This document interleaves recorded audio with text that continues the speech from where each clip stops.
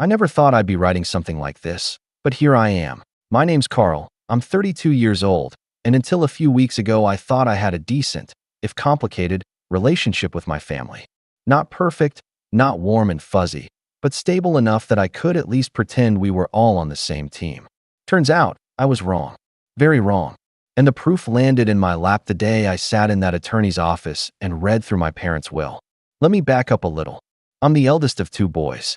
My younger brother, Nathan, is 29 and has been the golden child since day one. You know the type. Coaches called him a natural. Teachers wrote him glowing reports, and my parents couldn't go 10 minutes without bragging about his potential.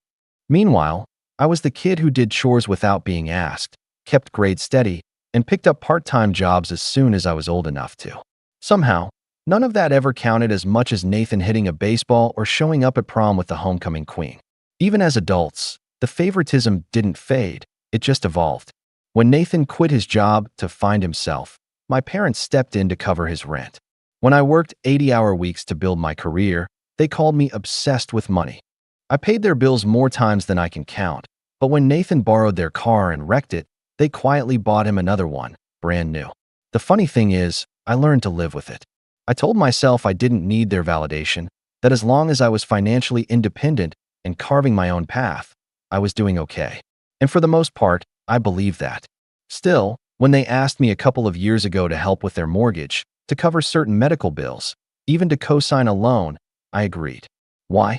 Because they were my parents. Because I felt guilty knowing how much they were stretched thin. Because deep down, I thought maybe, just maybe, I was proving something, that I was the reliable one, the strong one, the son they could count on. Fast forward to 3 weeks ago. I'm sitting in a mahogany-paneled office, the lawyer adjusting his glasses as he slides a set of documents across the desk. My parents' will. They weren't dead, to be clear. They'd just decided to get their affairs in order. I figured I'd skim through, initial where needed, maybe offer to help them tidy up the language. Instead, my stomach dropped when I hit page 3. Every asset, every cent, every property, every piece of the estate was allocated solely to Nathan. Their baby boy. My name didn't appear anywhere except as the alternate executor, meaning I was essentially expected to organize and hand over everything to my brother if they passed. I sat there in stunned silence, reading and rereading the lines. The house I'd poured thousands into to help them keep? Nathan's. The retirement account I'd quietly supplemented when Dad's hours got cut at work? Nathan's. Even family heirlooms, my grandfather's watch, which Dad once promised me, and my grandmother's piano, which I learned to play as a kid, were listed under Nathan's name. When I finally found my voice and asked why, the lawyer just shrugged and said, "Your parents instructed it this way." No explanation. No apology. Nothing. I walked out of that office feeling like the ground had vanished beneath my feet. For days afterward, I replayed everything I'd done for them. The late-night calls when the furnace broke. The checks I'd written without hesitation. The times I rearranged my own plans to make sure they were okay. And now, they'd reduced me to a placeholder, a convenient safety net, while Nathan, the man who hadn't worked a steady job in nearly a decade, was being handed the keys to the kingdom. Something inside me cracked that week. I didn't rage, I didn't scream, I didn't storm into their house demanding answers. I just went quiet. And in that silence, I started thinking, if they wanted to cut me out of their future, why was I still paying for their present? Why was I covering bills they never even said thank you for? Why was I funneling my hard-earned money into keeping afloat two people who clearly thought my worth could be summed up in executor of estate, while their other son got everything? So, I started making phone calls. I canceled automatic transfers. I withdrew my name from joint accounts. I called up the utility companies and mortgage provider and made it clear I was no longer involved. It was both terrifying and liberating. I half expected someone to call me instantly, but days went by in silence. A week passed. Still nothing. Part of me wondered if they even noticed, if they just assumed I'd keep footing the bill no matter what. That thought made me sick to my stomach. It wasn't until 2 weeks later that the dam finally burst. My phone lit up with Dad's name. I let it ring once, twice, before picking up. His voice wasn't the casual, "Hey, how's work?" tone I was used to. No, it was sharp, almost commanding, with a hint of desperation underneath. "Mortgages due. Pay up," he barked. No greeting, No small talk. Just an order, as if I were some underling who had fallen behind on my duties. Before I could respond, he added, "You owe this family at least that much." I remember standing frozen in my kitchen, the phone pressed to my ear, staring at the wall like it might give me an answer. My first instinct was disbelief. Like, did he really just say that? Oh, this family. As if years of sacrifice, of quietly supporting them, meant nothing? As if I was some kind of debtor instead of their son? My chest tightened, my palms went clammy.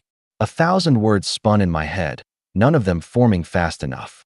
Finally, I took a deep breath, steadying myself. For the first time in my life, I realized I had nothing left to lose by speaking the truth.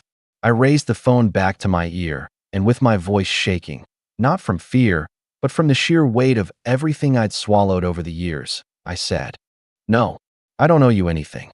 There was a long, loaded pause on the other end of the line. I could practically hear my dad's jaw tighten, his breath coming in through his nose like he was trying not to explode. "Excuse me," he finally said, his tone a mix of disbelief and anger. "You heard me," I replied, my voice calmer now that the words were out. "I've been paying your bills for years. Mortgage, utilities, hospital copays, you name it. I've done more than my share." And then I read that will, Dad. Every last thing going to Nathan. "So no, I don't owe you a single cent." There was a clatter, like he'd put the phone down for a second. When he came back, his voice was low and dangerous. "You are being selfish, Carl. That house is the family home. Your duty is to help keep it standing." My duty. I almost laughed, but it came out bitter. "You decided what my duty was when you signed everything over to Nathan. You made it crystal clear what my place is in this family. So from now on, I'm just taking your advice and staying in my lane." He didn't respond right away, and for a moment I thought he might hang up. Instead, I heard Mom's voice in the background, faint but frantic. "What's he saying? Is he sending the money?" Dad barked back at her. "No, he's refusing." "I'm not refusing," I cut in. "I'm done. There's a difference." The silence that followed was deafening. I could feel my pulse thudding in my neck, every muscle in my body coiled. Then Dad let out a humorless chuckle. "Fine," he said sharply, "but don't come crying to us when you regret this. Family takes care of family, Carl. You're turning your back on your own blood." "I think it's the other way around," I said quietly. And then I hung up. I stood there in the kitchen long after the call ended, the room so quiet I could hear the hum of the fridge. My hands were still shaking, but underneath the adrenaline was something else, a strange, hollow relief. For the first time in years, I'd drawn a line. The next few days were tense in a way I can't quite explain. I kept expecting another call, a knock on the door, some kind of follow-up. But instead of calling me directly, my parents started looping in Nathan. That's when the text started. First it was a short, clipped message. "Hey man, can you just send over the mortgage for this month so they don't fall behind?" I stared at it for a good minute before replying, "No, not my responsibility." He didn't answer right away, but about an hour later I got a longer one. "You're seriously going to let Mom and Dad get behind? They did everything for us growing up. You think I don't know you're loaded? Just help them out. Stop being petty." I wanted to throw my phone across the room. Petty. That was the word he chose. As if all the years of me bailing them out, the sacrifices I made, the nights I stayed up crunching numbers to make sure they didn't lose the house, all of that was just erased by me saying no for once. I typed out a dozen different responses before settling on. "You mean the same parents who left me nothing in their will? Maybe they should ask their heir for help." That must have struck a nerve, because 10 minutes later, Nathan called me. His voice had that smug edge I'd heard a million times before. "Wow, so you're really doing this? You're just going to abandon them because of some paperwork? You're overreacting, Carl. That will is just symbolic." "Symbolic?" I snapped. "Symbolic of what exactly?" "That I'm good enough to keep paying their bills, but not good enough to inherit even the couch I'm sitting on." "You're twisting this into something it's not," he said. "They trust me to take care of everything when they're gone. You've always been too focused on work and money to be a people person. It just makes sense." I nearly laughed at the hypocrisy. "So let me get this straight," I said, my voice low. "They trust you to handle everything after they die, but not to handle their mortgage now." Interesting choice. He didn't have a comeback for that, which was satisfying in its own small way. Instead, he muttered something about family unity and hung up on me. But that was just the start. Over the next week, the messages got more intense. Mom texted me late one night. Carl, you're breaking your father's heart. You've always been the responsible one. Please just do what's right. Do what's right. That phrase kept echoing in my head. What did right even mean anymore? Was right continuing to bankroll two people who clearly valued me less than the family dog? Was right letting Nathan skate through life consequence-free while I worked myself to the bone? The guilt was heavy, I won't lie. There were nights I lay awake wondering if I was being cruel, if I was somehow punishing them unfairly.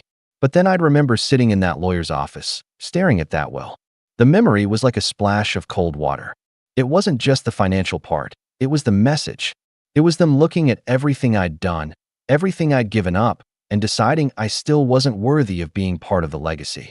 That cut deeper than anything. And then came Sunday dinner. I hadn't been planning to go, but Mom insisted. Just come, she said over the phone. No drama, just a meal. Please. Against my better judgment, I agreed. The moment I walked in, I knew it wasn't just a meal. The tension was thick enough to cut with a knife. Nathan was already there, lounging at the table like he owned the place. Mom greeted me with a strained smile, and Dad barely looked at me. Dinner started quietly enough, but halfway through, Dad slammed his fork down. So, Carl, he said, his voice sharp, are you going to start acting like part of this family again, or should we just stop inviting you? Mom flinched, and Nathan smirked into his glass. I set my fork down slowly. You mean am I going to start paying your bills again? Dad's face turned red. Don't twist this. You know what's at stake here. We could lose the house. You mean the house you're leaving to Nathan? I said evenly. Forgive me if I don't feel like subsidizing my brother's inheritance. That shut everyone up for a second. Then Nathan leaned forward. You're being dramatic. No one's trying to hurt you, man. Just step up like you always have. I met his eyes. Exactly. Like I always have. That's the problem. The room went quiet again, save for the ticking of the clock on the wall. I could see Mom's eyes glistening, Dad's jaw working, Nathan's smirk fading just a little. And that's when I realized something. For the first time, they weren't sure what I'd do next. They'd always counted on me being the dependable one, the fixer, the son who kept things running. But now I had their full attention. I pushed my chair back slowly, stood up, and said, you know what? Forget it. I shouldn't have come tonight. The chair scraped loudly against the hardwood floor as I stood, and for a moment no one moved. Mom reached out like she was about to stop me, but Dad just folded his arms, his face set in that stubborn, defiant way I knew too well. Walk away if you want, Carl, he said coldly. But don't expect us to be here when you decide to grow up. I opened my mouth, but before I could respond, Nathan muttered just loud enough for me to hear, good riddance. That did it. My chest burned with anger, but instead of exploding, I forced a small, almost amused smile. Yeah, I said, my voice calm but shaking with adrenaline. Good riddance. And I left. I didn't slam the door. I didn't shout or make a scene. But the silence in that house as I walked out was louder than any argument we'd ever had. I thought that was the worst of it. I thought that leaving was me drawing a line in the sand. But I hadn't seen what was coming next. 3 days later, I got a notification on my phone. One of my joint accounts had been accessed. At first, I thought it was a mistake. I'd already called the bank to have myself removed, hadn't I? I called customer service, and after what felt like an eternity on hold, the representative confirmed that the account had been accessed in person at the branch. It was authorized, the rep said. Authorized by who? I asked, my voice tight. By the other account holder. Your father. Apparently, because my name hadn't officially been removed yet, he'd been able to move money around, and he had. Several $1,000s had been transferred to an account I didn't recognize. I felt my stomach drop. That money wasn't spare cash.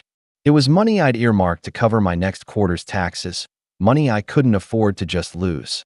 I drove straight to the branch, demanding answers, and sure enough, the transaction was real. My father had drained nearly every cent from the account, leaving me with just enough to keep it from being overdrawn. I went home fuming, pacing the living room like a caged animal. I didn't even have time to cool off before my phone buzzed. It was Nathan. Thanks for covering Mom and Dad, the text read. I knew you'd do the right thing eventually. I saw red. Not only had my father stolen from me, but Nathan had the audacity to act like I'd done it voluntarily, like I'd finally fallen back in line. I called him, and he answered on the first ring. What is wrong with you? I demanded. Whoa, he said, all fake innocence. What's your problem? You know exactly what my problem is, I snapped. Dad just drained the account. Money I need. Money that was mine. And you're acting like this was some kind of gift. He was quiet for a beat, then sighed like I was being unreasonable. Carl, you've always said you'd take care of them. So you did. What's the big deal? The big deal, I said through clenched teeth, is that you stole from me. Legally, it's their money too, he said. You put them on the account, remember? That's on you. I wanted to scream. He was technically right, but that didn't make it okay. This isn't helping them, I said. It's enabling you. You get to sit around while I pay for everything. And you think that's fair? Fair, he scoffed. You make more than enough. This is nothing to you. Meanwhile, Mom and Dad are stressed out of their minds. Why can't you just let this go? Because it's mine, I said simply. And then I hung up. I spent that night staring at the ceiling, trying to decide what to do. Part of me wanted to let it go, just to avoid the explosion that would come if I confronted them. But the longer I lay there, the more it ate at me. It wasn't about the money anymore. It was about the trust. I had trusted them with that account. Trusted them to respect the fact that I was helping, not obligated. And they had shown me exactly what they thought of that trust. The next morning, I drove over to their house. I didn't call first. Mom answered the door, looking tired. Carl, she said softly, like she was relieved to see me. Come in, let's talk. I stepped inside, and there was Dad in the living room, sitting in his recliner like a king. Nathan was there too, leaning against the wall with that smug look plastered on his face. We were just talking about you, Dad said. I bet you were, I said. Let's make this quick. Where's the money? Dad blinked. Excuse me. You know what I'm talking about, I said, my voice sharp. The money you took from the account. He didn't flinch. It wasn't just your money. It was a joint account. It was my income, I shot back. Money I earned. Money I set aside for my taxes. You had no right. You're being dramatic, Nathan chimed in. They used it to cover the mortgage. You should be glad it's going to good use. I turned on him. Good use? You mean keeping you from having to lift a finger? How convenient. Dad stood up then, towering over me. Watch your tone, he said. Or what? I asked, stepping closer. My heart was hammering in my chest, but I didn't back down. You already made it clear what I mean to you. I saw the will. I know everything goes to Nathan. You've been taking from me for years and leaving me with nothing. Mom tried to intervene then, putting a hand on Dad's arm. Carl, please. We just needed help. No, I said sharply. You needed control. And now you've taken it too far. Dad's face turned red, but before he could answer, Nathan smirked. Face it, Carl, he said. You'll never stop helping them. It's who you are. You can stomp around all you want, but at the end of the day, you're still the responsible one. You'll cave. You always do. Something in me snapped at that moment. I didn't yell. I didn't throw anything. But I felt this cold clarity wash over me. They didn't just expect me to cave. They were counting on it. They believed, deep down, that I couldn't walk away. I looked at all three of them, standing there in the house I'd helped save more than once, and I said in a voice so quiet it scared even me, not this time. I turned on my heel and walked out, slamming the door behind me this time. My hands were shaking as I got in my car, but it wasn't fear anymore. It was something harder, sharper. As I drove away, I realized that whatever bond we'd had as a family had just been severed. This wasn't about bills or wills anymore. This was war. And deep down, I think they knew it too. I didn't go home right away. I just drove. No music, no calls, no destination. I must have circled half the city before I ended up in an empty parking lot on the edge of town. I sat there with the engine off, hands gripping the steering wheel so tight my knuckles ached. For years, my identity had been wrapped up in being the reliable one. The son who always answered, always showed up, always saved the day. And now I'd walked away, slammed the door, burned the bridge. I should have felt free. I should have felt vindicated. But sitting there alone, all I felt was hollow. The following week was one of the hardest of my life. It wasn't just about the money, though that hurt more than I could put into words. It was everything else, the constant silence from my parents, the half-smirking texts from Nathan I didn't even open anymore, the way my phone would light up with unknown numbers that I was sure were the mortgage company calling to yell at me. I barely slept. My appetite was gone. Work felt impossible. I sat at my desk staring at my computer screen, unable to focus on anything. One night, I woke up at 3 a.m. with the worst knot in my stomach, a mix of dread and anger and sadness all tangled together. I made coffee just to have something to do with my hands and sat at the kitchen table staring into the mug. The silence was deafening. For the first time, it really hit me. I wasn't just at odds with my parents. I was estranged. Part of me wanted to call them, to smooth things over, to take it all back just so things could go back to normal. But every time I pictured picking up the phone, I'd see Nathan's smug face and hear his voice. "You'll cave. You always do." No, not this time. But that didn't mean I wasn't hurting. Badly. The betrayal gnawed at me in ways I hadn't expected. It wasn't just that they'd taken money. It was that they'd taken my trust, something I'd given them freely for decades. And once you lose trust like that, there's no getting it back. Things got worse before they got better. 2 weeks after that blow up at their house, I got a letter in the mail, an official notice from the bank about the mortgage. I hadn't been on the hook legally since I pulled my name from everything, but just seeing that big bold past due notice made my stomach drop. I knew my parents had to be panicking, and part of me still hated the thought of them losing the house, no matter how angry I was. I sat with that letter for a long time, weighing my options. I could pay it off and never tell them. I could step in like I always had. But then what? They'd never learn. They'd just keep expecting me to clean up their mess. Instead, I shredded the letter. I thought that would feel empowering, but it didn't. It felt like I was cutting another thread between us.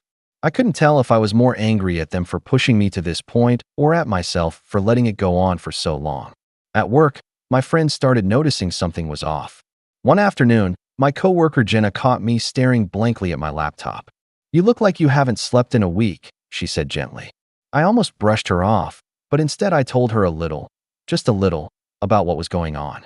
She listened quietly, then said something that stuck with me. "You've been playing their hero for years, Carl.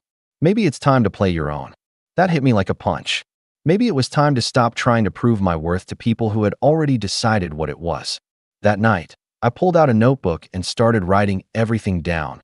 Not just the money I'd given them over the years, but the hours I'd spent, the opportunities I'd turned down because they needed me. It was a staggering list. And at the end of it, I wrote in big letters, "No more." It became my mantra. Every time I felt guilty, every time I considered caving, I'd open that notebook and read that list. It reminded me that this wasn't just about one bad week. It was about a pattern that had been going on my whole life. Slowly, I started pulling away in more tangible ways. I unfollowed Nathan on social media. I stopped answering calls from numbers I didn't recognize. I told my parents' neighbors to stop giving me updates about the house. And most importantly, I started putting my energy back into my own life. I picked up extra hours at work, not because I needed the money, but because staying busy kept my mind from spiraling. I went back to the gym for the first time in months. I started cooking proper meals again instead of just grabbing takeout. I even started talking to an accountant about ways to protect my finances so this could never happen again. Still, there were nights where the weight of it all hit me like a freight train. One Friday night, I found myself sitting in the dark on my couch, staring at the wall, feeling like a stranger in my own life. I'd always pictured my parents being there for big milestones, holidays, birthdays, maybe even one day when I had kids of my own. Now all of that felt impossible. The lowest point came when Mom showed up at my apartment unannounced. I opened the door to find her standing there with red-rimmed eyes and a casserole dish in her hands, like some twisted callback to when things used to be okay. "Carl, please," she said, her voice trembling. "We can't keep going like this. You're tearing this family apart." I almost laughed, almost. "I'm tearing it apart?" I asked. "You forged my trust, took my money, and left me out of your will. And I'm the one tearing it apart." Tears welled in her eyes. "Your father's blood pressure is through the roof. He's convinced you hate us." "I don't hate you," I said, my throat tight. "But I can't keep living like this. I can't keep being the only one holding everything together." She set the casserole dish on the counter like that would somehow fix things. "Nathan's trying, Carl. He really is." "Then let him try harder," I said. She left not long after that, looking smaller somehow. When the door closed behind her, I sank to the floor and put my head in my hands. I didn't feel triumphant. I just felt tired. But in that exhaustion, something else started to form, a resolve, quiet but solid. I couldn't fix them. I couldn't make them see what they'd done. But I could make sure that going forward, I wouldn't be in this position again. That night, I opened my laptop and started making plans. Real plans. Not just canceling payments or writing in a notebook, but concrete steps to separate my life from theirs completely, financially, legally, emotionally. It wasn't revenge. Not yet. It was survival. And as I worked late into the night, for the first time in weeks, I felt the faintest flicker of something that almost felt like peace. I didn't know it then, but this quiet resolve was the beginning of something much bigger, something they wouldn't see coming. The days after Mom's visit were strangely calm. The house felt quiet, my phone blissfully still. For the first time in months, I woke up without that crushing weight on my chest. It wasn't happiness exactly, more like clarity. The storm had passed, and now there was this eerie stillness, the kind that makes you realize you've survived something. I poured myself into work. What had once been a distraction became something more, a focus, a mission. My company had been expanding into new markets, and I volunteered for every big project I could.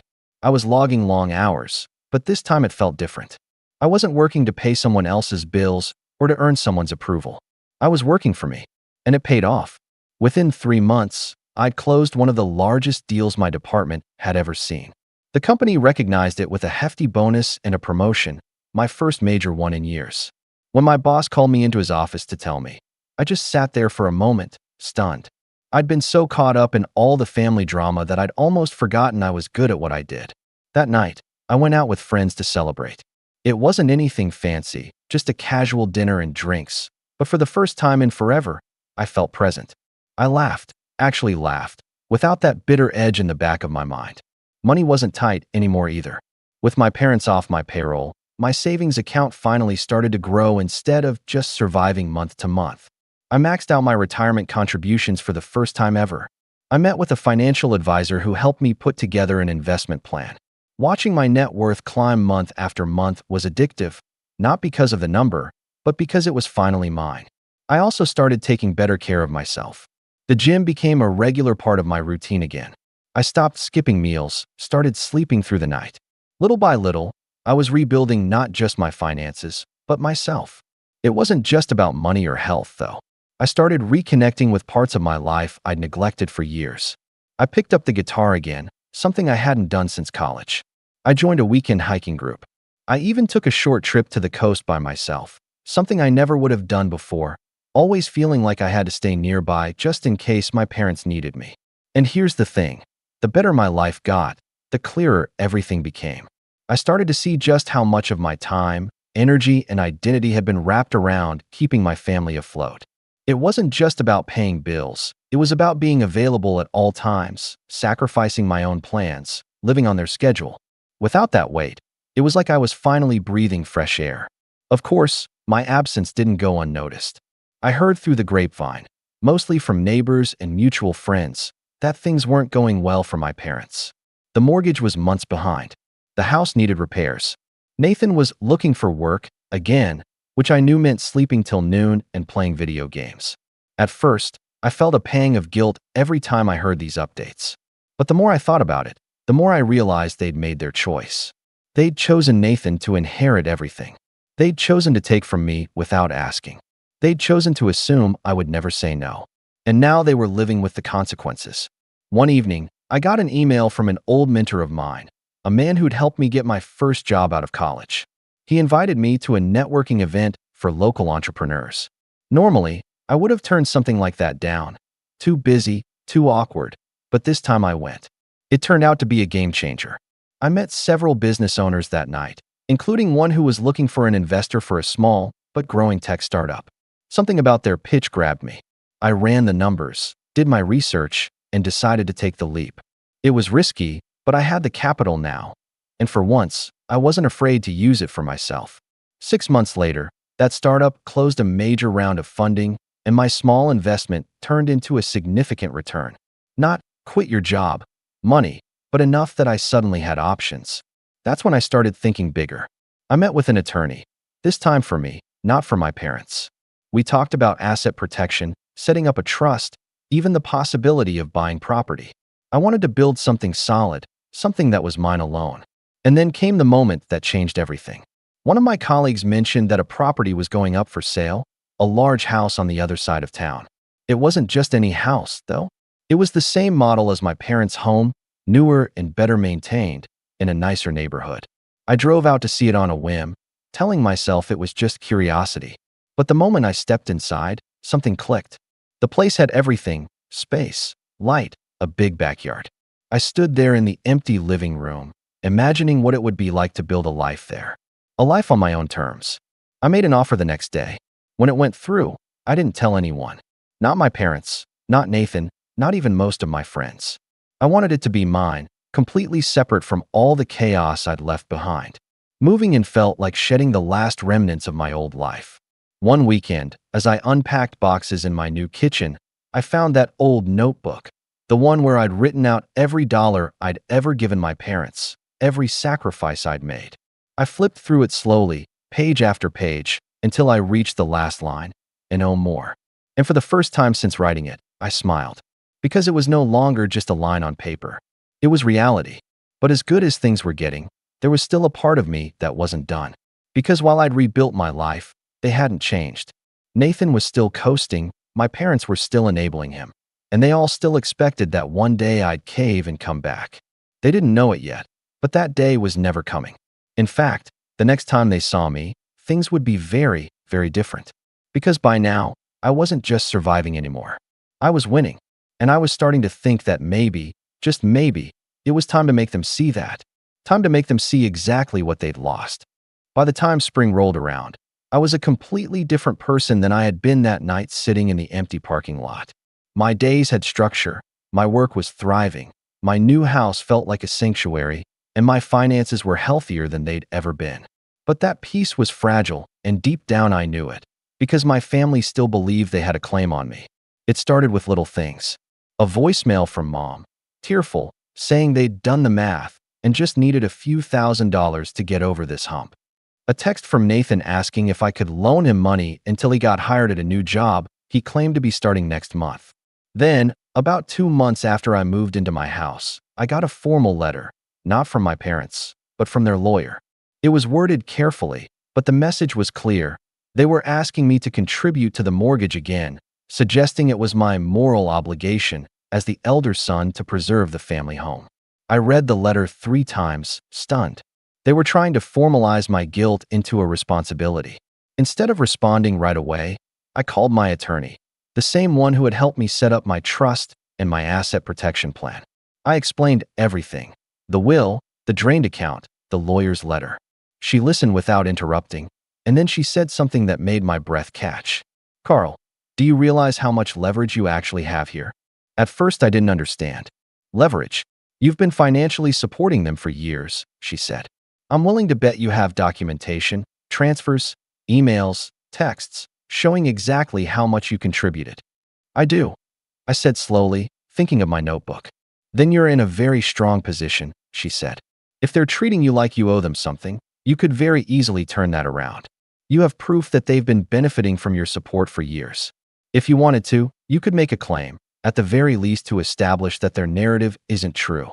That thought stuck with me long after I hung up the phone. For so long, I'd been on the defensive, trying to protect myself from being used. It had never occurred to me that I could go on the offensive. That night, I sat down with a glass of whiskey and went through everything. Every bank statement, every email, every text message I'd saved. I organized them into folders, color-coded by year, creating a timeline of all the financial support I'd provided: mortgage payments, insurance premiums, repairs, medical bills, even that time I paid off Dad's credit card after he forgot about it and nearly tanked his credit score. The total was staggering: tens of thousands of dollars over the years. I stared at the number at the bottom of the spreadsheet, my jaw tight.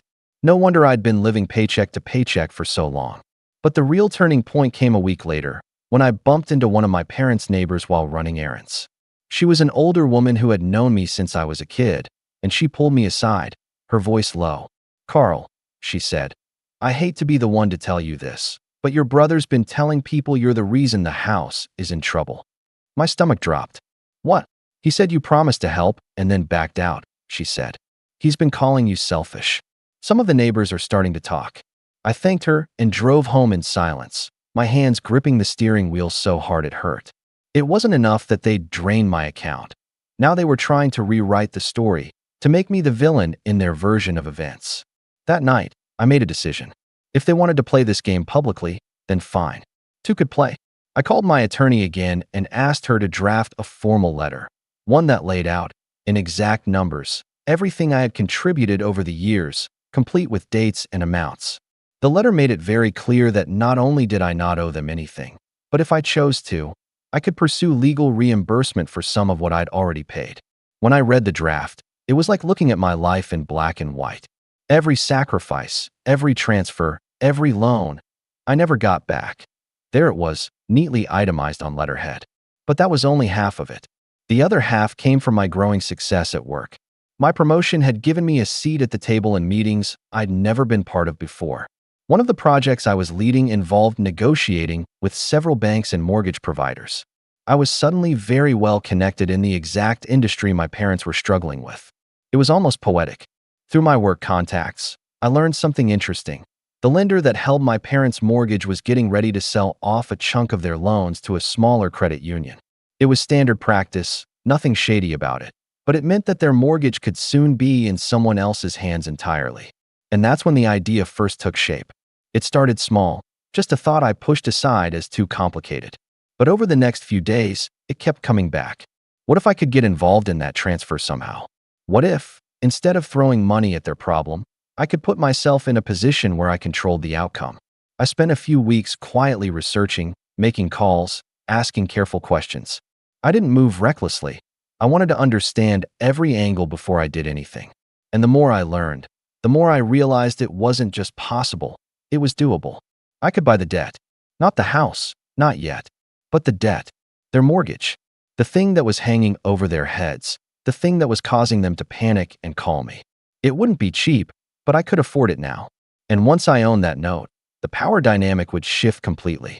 They wouldn't just be asking me for help anymore. They'd be asking their new lender. And that lender would be me. I didn't make a move yet. I wasn't ready. But just knowing I had that option changed everything.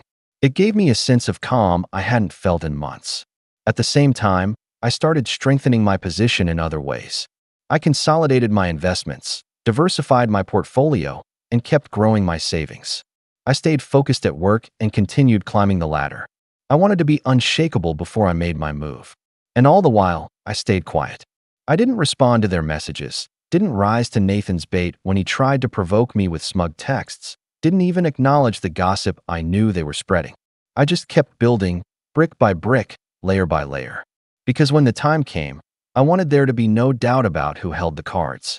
And when that time came, when the call finally came that the house was officially in pre-foreclosure, I would be ready. Ready to step in. Ready to take control. Ready to make them see exactly what it meant to choose Nathan over me. And this time, they wouldn't be able to ignore me. This time, I wouldn't just walk away. When the call finally came, it wasn't from my parents. It was from a mutual friend of the family, someone who had always been kind to me growing up. Her voice was hesitant, almost apologetic. "Carl," she said, "I thought you should know. The house has a foreclosure notice posted on the door." I thanked her, hung up, and sat very still for a moment. My parents hadn't called me, hadn't even texted. Maybe they were too proud. Maybe they were waiting until the last second, hoping someone else would swoop in and fix things for them. But this time, I was already ahead of them. 2 days later, I got the official word from my contact at the bank. The note had been sold.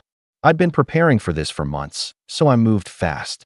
Within a week, their mortgage, had been quietly purchased by an investment entity I controlled. Not under my own name, of course. On paper, it was just another small portfolio of distressed loans acquired by a holding company.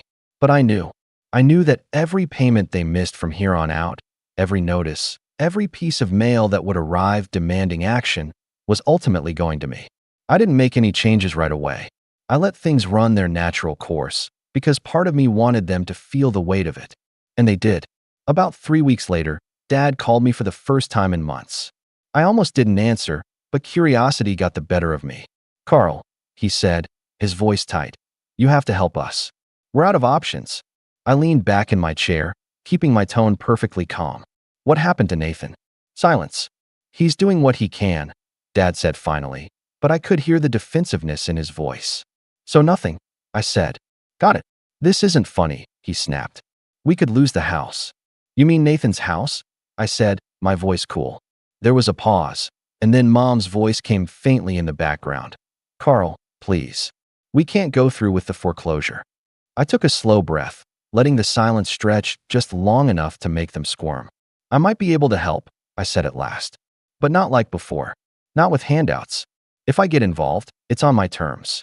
What terms? Dad asked warily. I'll let you know when I'm ready, I said. And I hung up. I spent the next few weeks working closely with my attorney to finalize everything. The company that now held their mortgage sent them a formal letter offering a restructuring deal, lower monthly payments, extended term, no penalties, but with a condition.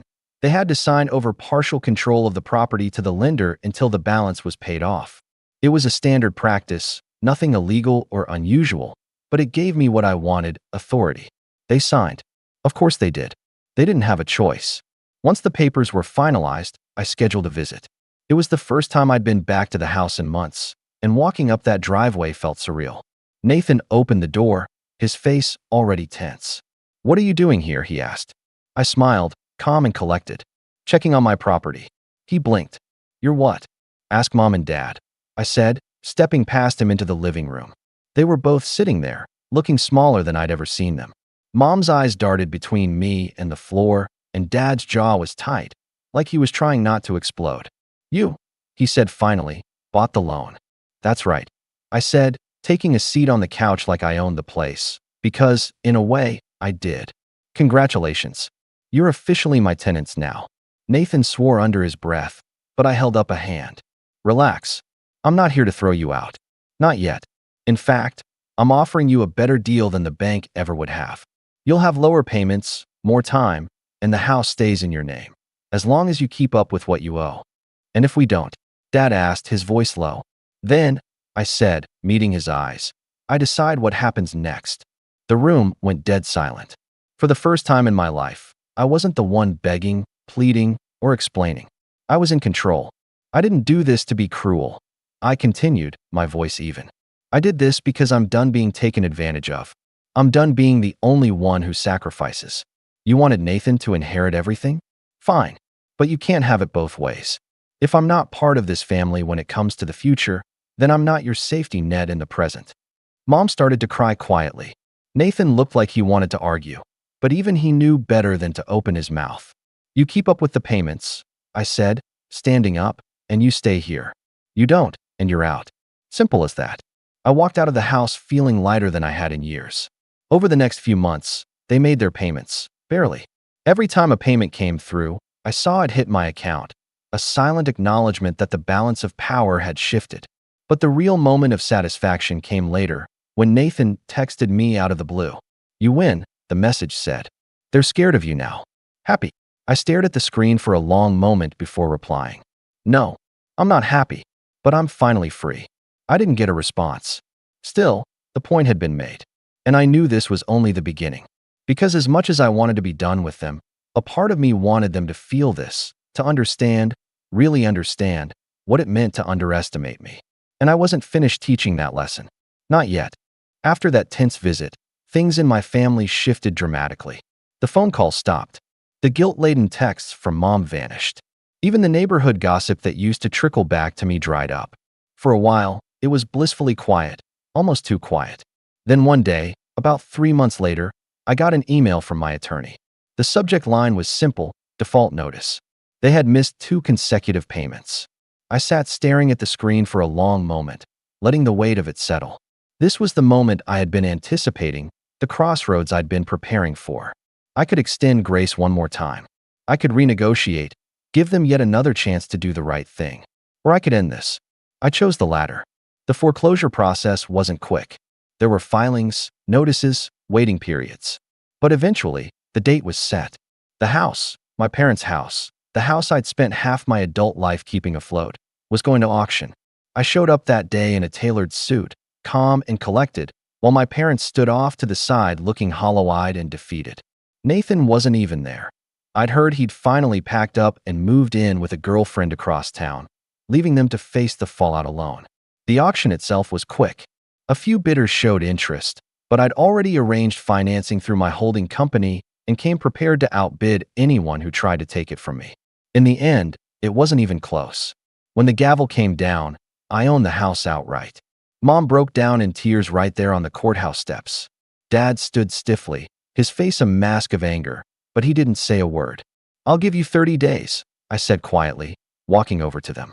That's more than the law requires, but it's enough time to pack up and figure out what's next. Mom nodded through her tears. Dad just stared at me like he was trying to burn a hole through me with his eyes. Over the next month, I stayed completely out of their way. I didn't visit, didn't call, didn't offer to help them pack. It wasn't my responsibility anymore. Neighbors later told me it was a grim sight. The once proud couple slowly boxing up decades of memories, having garage sales to get rid of furniture, watching strangers haul away the life they'd built. When the 30 days were up, I drove by one last time. The house was empty. The yard was overgrown, paint peeling in spots, a visual reminder of how far things had fallen. I walked through the front door with my new keys and was hit by a wave of memories, family dinners, birthdays, late-night arguments in this very living room. For a moment, I almost felt guilty. Almost. Then I remembered all those years of sacrifice. The money that vanished without thanks. The smug way Nathan had told me I'd cave because I always did. The betrayal of reading that will and realizing I was nothing more than a placeholder in their eyes. I exhaled slowly, the guilt evaporating like mist. Within a few months, I had the place fully renovated. Fresh paint, new flooring, a completely remodeled kitchen. The house that had once been a source of so much resentment was becoming something else entirely, a symbol of everything I'd built for myself. And then, in one of those twists you couldn't write if you tried, an opportunity fell into my lap. A young couple I'd met through work mentioned they were looking to rent in the area, somewhere close to their jobs, somewhere they could raise their first child. I handed them the keys at a fair rental price, one they could afford, one that still made financial sense for me. Watching them walk through the house with excitement, talking about where they'd put the crib and how they'd decorate, was strangely healing. The house had new life now. Meanwhile, my parents had moved into a small apartment on the other side of town. I didn't hear from them directly, but word got back to me through mutual acquaintances. They were struggling, financially, emotionally. Nathan wasn't around much anymore. Apparently, the girlfriend had gotten tired of supporting him and kicked him out, leaving him to couch surf and bounce between short-term jobs. It would have been easy to feel sorry for them. Once, I probably would have. But this time, I didn't. Because I realized something. Their suffering wasn't revenge. It was consequence. For years, they'd assumed my loyalty was infinite, that I'd always be there to clean up the mess. When I finally stepped back, the house of cards collapsed. Months later, I ran into Mom at the grocery store. She looked older, more fragile somehow. When she saw me, her eyes welled with tears. "Carl," she said softly, we miss you." I didn't know what to say. For a long moment, we just stood there between the aisles, two people who had once been family and now felt like strangers. "I hope you're doing okay," I said finally. She nodded, and then, almost as if she couldn't help herself, she whispered, "We didn't think you'd actually let it happen." There it was, the quiet admission, the thing I'd known all along. I smiled just a little. "That was the problem," I said. "You never thought I'd mean it when I said no." And with that, I grabbed my cart and walked away. Driving home that day, I realized something strange. I wasn't angry anymore. Not at them, not at Nathan, not even at the years I'd spent trying to earn their approval. I was done. And as I pulled into the driveway of my new house, my house, I felt that quiet, steady peace again. Not triumphant, not vengeful, just free. Because in the end, I hadn't just taken back my money or the house or my dignity. I'd taken back my life. I was 22 when this all came to light, and I still remember the exact moment like it was burned into my memory. Sunday lunches at my parents' house were usually chaotic but predictable. My mom fussing about the roast, my dad pretending to read the paper while sneaking bites from the kitchen, my brother Noah bragging about whatever new toy or trip he had lined up. I'd sit there exhausted, usually fresh from a double shift at the diner, eating quietly and trying to ignore the sinking feeling that I was always a little behind everyone else. That day, though, it felt like the air was different. My uncle, who lived out of state and only visited once or twice a year, was there. He was always the loud, joking type, so when he leaned back in his chair and said, "So, Oliver, how's that college fund treating you? You should be almost done spending it by now, right?" I thought he was joking. I actually laughed a little, confused. What college fund? I asked, still holding my fork midair. The smile slowly slid off his face. He blinked. The fund, he said, looking between me and my parents. I've been sending 50 grand a year to your folks since you were 17. They said it was for your tuition and living expenses. You didn't know? The room went quiet in a way that made my stomach turn. My mom's hands froze over the dish towel. My dad cleared his throat, but didn't look at me. And Noah, my brother, suddenly found the table's centerpiece extremely interesting. My uncle's voice had this awkward edge as he said, "Wait, you didn't get it? Where's all that money been going?" I swear, time slowed down. My heart was pounding in my ears. Because I hadn't gotten a dime from anyone. I'd been taking out loans, scraping together rent, eating canned soup and cereal most nights just to make it through. I'd been working 2 jobs, one at a diner and one doing inventory at a hardware store, just so I wouldn't have to drop out of school. And now this man was telling me there was a fund, $50,000 a year, for me? My parents still weren't saying anything. That's when the penny dropped. I put my fork down and asked, very slowly, "Where is the money?" My voice came out calm, but I could feel my hands shaking under the table. My dad muttered something about, "It's complicated, and we'll talk about this later." My mom tried to laugh it off and say, "Oh, you know how family finances get, everything's pooled." But my uncle cut her off. "I sent that money for Oliver. Not for you. Not for family finances. What are you talking about?" Noah had this tiny smirk on his face. And suddenly I remembered the string of new cars he'd had over the past few years, the once-in-a-lifetime, backpacking trips across Europe and Asia he'd bragged about on Instagram. The way my parents had thrown him a graduation party that cost more than my entire year's rent, while mine had been just a homemade cake at the kitchen table. My stomach sank lower and lower as it all clicked into place. I stood up so quickly my chair screeched against the floor. "So that's how you paid for all of it?" I asked, my voice rising. My mom's face went pale. "Oliver, sit down. Don't make a scene," she whispered. But I couldn't. My uncle looked furious now, demanding answers, but my parents still tried to wave it away, saying it was all for the good of the family. My dad finally said, "Your brother had opportunities we couldn't pass up. You're doing fine. You're working. You're learning responsibility." And that was the moment I nearly lost it. I wasn't fine. I was drowning. And they had taken money meant to help me stay afloat and handed it to Noah like he was the golden child of the century. Every late-night shift, every meal I skipped to save money, every panic attack over whether I could afford my books, it all hit me at once.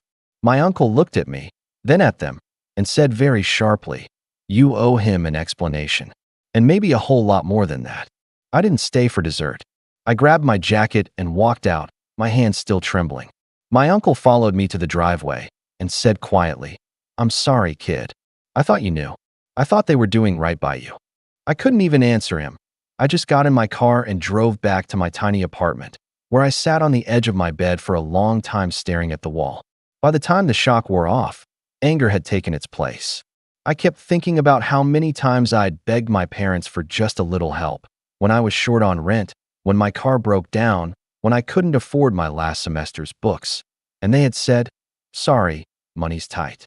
They let me humiliate myself borrowing from friends, maxing out my credit card, skipping meals, while they secretly funneled my uncle's money into Noah's European adventures. That night, I went through all my emails, my loan records, my bank statements. I started writing things down, trying to piece together a timeline. I even pulled up Noah's Instagram and scrolled through every post for the past 5 years, noting the dates and captions. There were trips to Bali, Paris, New York, Dubai, each one lined up perfectly with the years I'd been barely scraping by. I didn't even feel jealous at that point. I felt cold, like something inside me had gone still. The next morning, my phone was blowing up, missed calls, texts from my parents asking me to come over so they could talk this through. But I didn't go. For the first time in my life, I didn't answer. And deep down, something told me this was only the beginning of what was about to unfold. The following week was one of the strangest of my life. My phone didn't stop buzzing. Texts from my mom that started off gentle. "We just want to explain, honey," and then turned defensive. "You don't understand everything that was going on." And eventually sharp. "You're overreacting. This is family business. Stop making it worse." My dad called a few times, always at night, leaving voicemails that sounded almost rehearsed. "Oliver, come by. We can work this out." Noah, unsurprisingly, never reached out, but I could see on his Instagram that he was having a blast on yet another boys' trip, this time skiing in Switzerland. The captions were smug: "Living life while you can, once-in-a-lifetime trip, #blessed," stuff like that.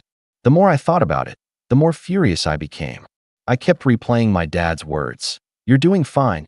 You're learning responsibility." As if me drowning under student loans and working 16-hour days was some sort of character-building exercise.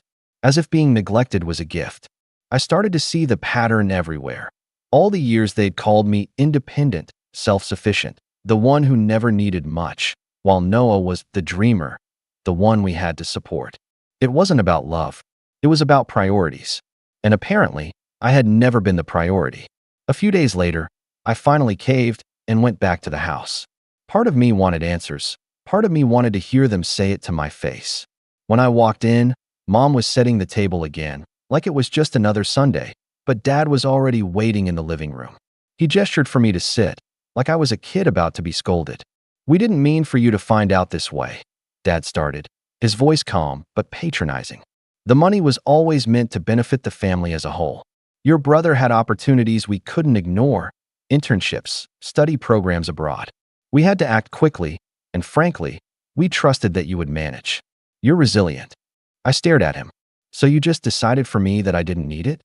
Mom jumped in, her tone soft but infuriating. "Oliver, you're strong. Noah wouldn't have thrived without those experiences. You've always been the practical one. We knew you could handle working in school. You knew I could handle taking out $30,000 in loans." I snapped.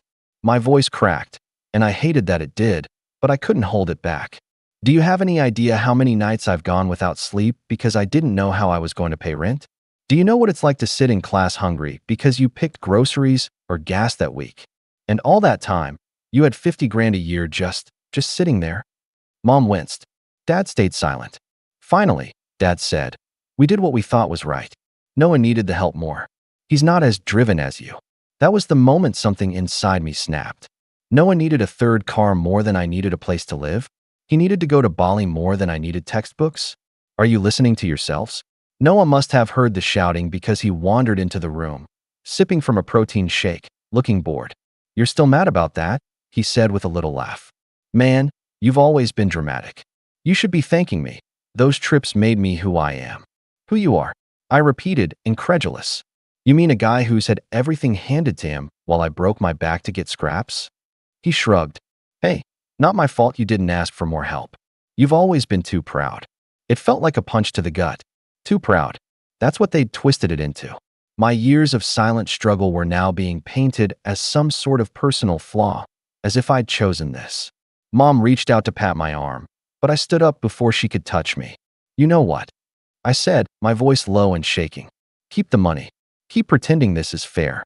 But don't expect me to keep pretending everything's fine. Not anymore." I walked out before they could answer, my heart hammering. This time I didn't cry. I felt something else entirely, something colder, sharper. That night, I stayed up until 3 in the morning going through every document I had: financial aid forms, loan disbursements, even my old bank statements. I started building a file, almost without realizing it. Every time I found proof of what I'd been through: the dates of my loan applications, my pay stubs from the diner, the overdraft fees I'd gotten hit with, I added it to the pile. The more I saw it in black and white, the more determined I became. My uncle called me 2 days later. His voice was quiet but firm. "I'm not sending another cent to your parents. If you want, I can send it directly to you next year. But you should know, they're mad. Your mom called me, said you're being ungrateful." I laughed bitterly. Ungrateful for what? For finding out they've been lying to me for 5 years. He sighed. "Oliver, I don't want to make this worse, but you deserve that money. And you deserve answers." I thanked him and hung up, staring at the pile of papers on my desk. This wasn't just about money anymore. This was about years of being treated like the afterthought. I could feel the shape of something forming. A plan, maybe, though I wasn't ready to admit that even to myself yet. When I went back to work the next day, my coworker Sarah asked if I was okay. I told her a little, just enough for her to shake her head and say, "That's not just unfair, Oliver. That's theft." Hearing her say it out loud made my chest tighten. Theft. I hadn't thought of it that way, but she was right. The next weekend, Mom texted me again. Sunday lunch is at 1. Please come, we can start fresh. Against my better judgment, I went. This time, though, I noticed things I hadn't before. The way they asked Noah about his upcoming trip to Tokyo like it was a family project. The way Mom beamed when he talked about his new car. The way Dad handed him an envelope of travel money as if nothing had happened. When Mom turned to me and asked how work was going, I said, "Great. I just picked up a third shift. That should help me cover the interest on the loans I shouldn't have had to take out." The table went silent. Noah rolled his eyes. Dad muttered, "Don't start." "Oh, I'm just making conversation," I said, smiling in a way that wasn't really a smile. I could see Mom's jaw tighten. I think that was the moment she realized I wasn't going to let this go quietly. And she was right. I didn't go to their house for 3 weeks after that Sunday. I needed space, and I think part of me wanted them to stew in the silence. I was busy anyway. Midterms were coming up, shifts at the diner were getting longer, and the hardware store had just switched over to inventory season. It was exhausting, but it also kept me from thinking too much about what had happened. Or at least, that's what I told myself. Then one Friday night, right after I'd finished an 8-hour closing shift, my phone buzzed with a notification from my bank.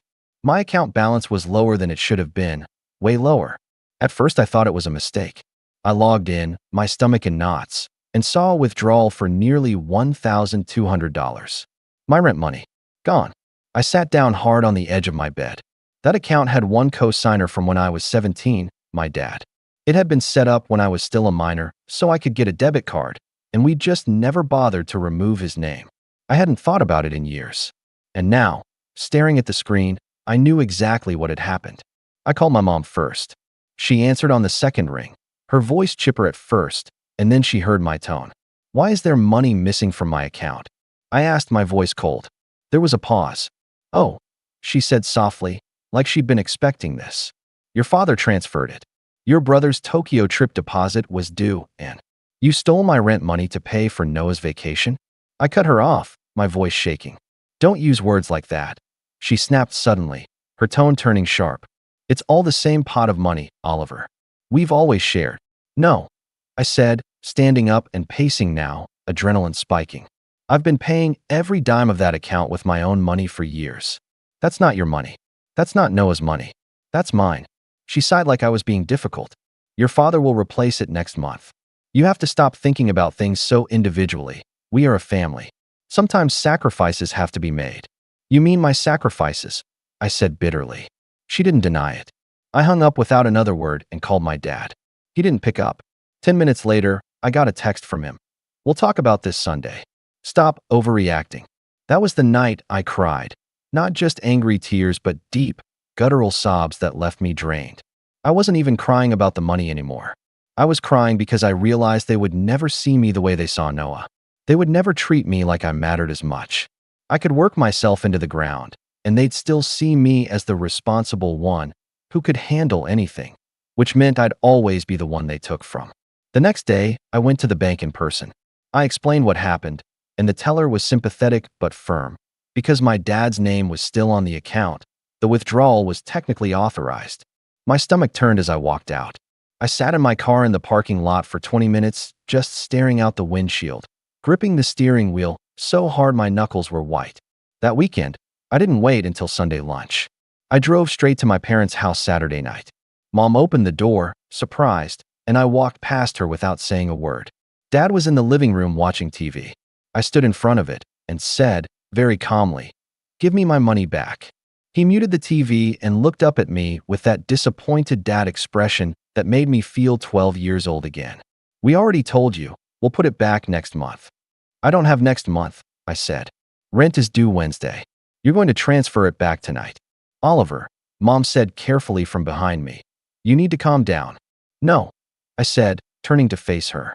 "You need to stop treating me like a bank account you can raid whenever you feel like it. This ends now. You take $1 more from me, and I'm filing a police report." The room went dead silent. My dad's face darkened. "Don't threaten us. We're your parents." "Then act like it," I shot back. "Because right now, you're acting like thieves." That's when Noah came down the stairs, pulling on a jacket. "What's going on?" he asked lazily. Nothing that concerns you, I said. Is this about the money? He asked, smirking. Relax, man. Dad said he'd pay you back. You're acting like we emptied your life savings. You did, I snapped. You emptied my account, the one I use for rent and bills, to pay for your vacation. He shrugged. Tokyo's not cheap. Besides, you can just work a few extra shifts. You're always working anyway. That did it. Something inside me went ice cold. I didn't yell. I didn't throw anything. I just looked at him and said, very quietly, one day you're going to learn what it feels like to lose everything you think is guaranteed. And I'm going to be there when it happens. He actually laughed. Sure, tough guy. And then he walked out the door. I turned back to my parents. Transfer the money tonight. If I don't see it in my account by midnight, I'm filing a fraud report in the morning. Mom gasped. You wouldn't. I just stared at her until she looked away. By the time I got home, the money had been transferred back. No message, no apology, just the balance back where it had been. I should have felt relieved, but instead I felt hollow. That night, lying awake, I realized something important. My parents weren't going to change. They didn't think they'd done anything wrong. They would keep taking from me, over and over again, as long as I let them. So I decided I wasn't going to let them anymore. I spent the next week quietly working on separating every part of my life from theirs. I went to the bank again and opened a brand new account with just my name on it. I redirected my paychecks. I updated every auto payment and deposit I had. I even requested copies of all the withdrawals and deposits from the past 5 years, building a paper trail. And then I started thinking about something I hadn't dared consider before, the money my uncle had sent. If he'd been sending $50,000 a year for 5 years, that was $250,000. If my parents had been spending it on Noah's cars and trips, there had to be proof, checks, transfers, something. One night, after my diner shift, I sat at my desk staring at the growing pile of paperwork. For the first time, I let myself imagine what it would look like if I did something about it. Not just confronting them. I'd done that. I was talking about really doing something. Something they couldn't ignore, something that would make them finally see me. And that's when the idea of revenge stopped being a passing fantasy and started becoming a plan. The days after I opened the new account were strangely quiet. My parents didn't call, didn't text, didn't even send one of those passive-aggressive, hope you're well, messages Mom usually used to reel me back in. For a while, I thought maybe the silence meant they were finally reflecting, maybe even feeling guilty. Then came Sunday. I didn't plan on going to lunch. I'd already decided I was done playing along, but around noon, my uncle called. I just got off the phone with your dad, he said, his tone clipped. He told me you've been disrespectful, that you threatened legal action. He says you're causing chaos in the family and you need to apologize. I felt something heavy settle in my chest. Apologize? For getting my own money back? He sighed. I told him I wasn't getting in the middle of it. But Oliver, he's spinning this to everyone. Your cousins, your grandparents. If you stay quiet, they're going to believe him. It felt like a gut punch. My parents weren't just taking from me anymore. They were rewriting the story to make me the villain. I hung up, numb, and sat on the floor of my apartment for a long time. By Monday, the calls started coming from other relatives. My aunt left a voicemail saying she was disappointed in me for starting drama over money. My grandmother, who rarely called, left a message that stung worse than anything. Oliver, family is more important than money. Don't let pride ruin what we have. I almost threw my phone across the room. Pride. That was their narrative now, that I was some entitled brat throwing a tantrum about money I didn't need. Not a word about the years I'd spent scraping by. Not a word about the loans, the double shifts, the panic attacks. Just that I was too proud. I was exhausted. Between work, school, and this nonstop tension, I barely slept. My grades started slipping. I missed a shift at the diner because I overslept for the first time ever, and my manager gave me a look like he didn't know what was happening to me. I barely recognized myself. Then came the final blow, the one that pushed me from angry to something colder, sharper. It was a Thursday night. I'd just finished a brutal 12-hour day. Classes in the morning, diner shift through the afternoon, and stocking inventory at the hardware store until 9 p.m. I came home, collapsed on the couch, and decided to check social media. That's when I saw it. Noah had posted a photo, first-class plane tickets, champagne in hand, grinning like he'd won the lottery. The caption read, "Off to Tokyo." Thanks Mom and Dad for making this happen. Something about that caption made my stomach twist.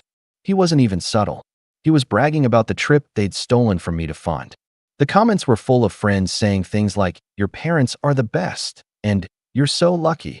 And I swear I felt my blood pressure spike. I sat there in the dark scrolling through his photos from the airport. Him in the lounge, him posing with a sushi platter, him joking about burning through Dad's credit card. It wasn't just the money anymore. It was the glee. The total lack of awareness. The knowledge that he knew exactly what had happened, knew how badly I'd been hurt, and didn't care. I turned off my phone and just sat there for a long time. My apartment was so quiet I could hear the hum of the fridge in the kitchen. I felt hollow, like all the fight had drained out of me. That night was my lowest point. I lay awake staring at the ceiling, wondering what the point of all this was. If working this hard meant staying broke, if trying to be the good son meant being ignored, if standing up for myself just made me the family scapegoat. For a moment, I almost believed them.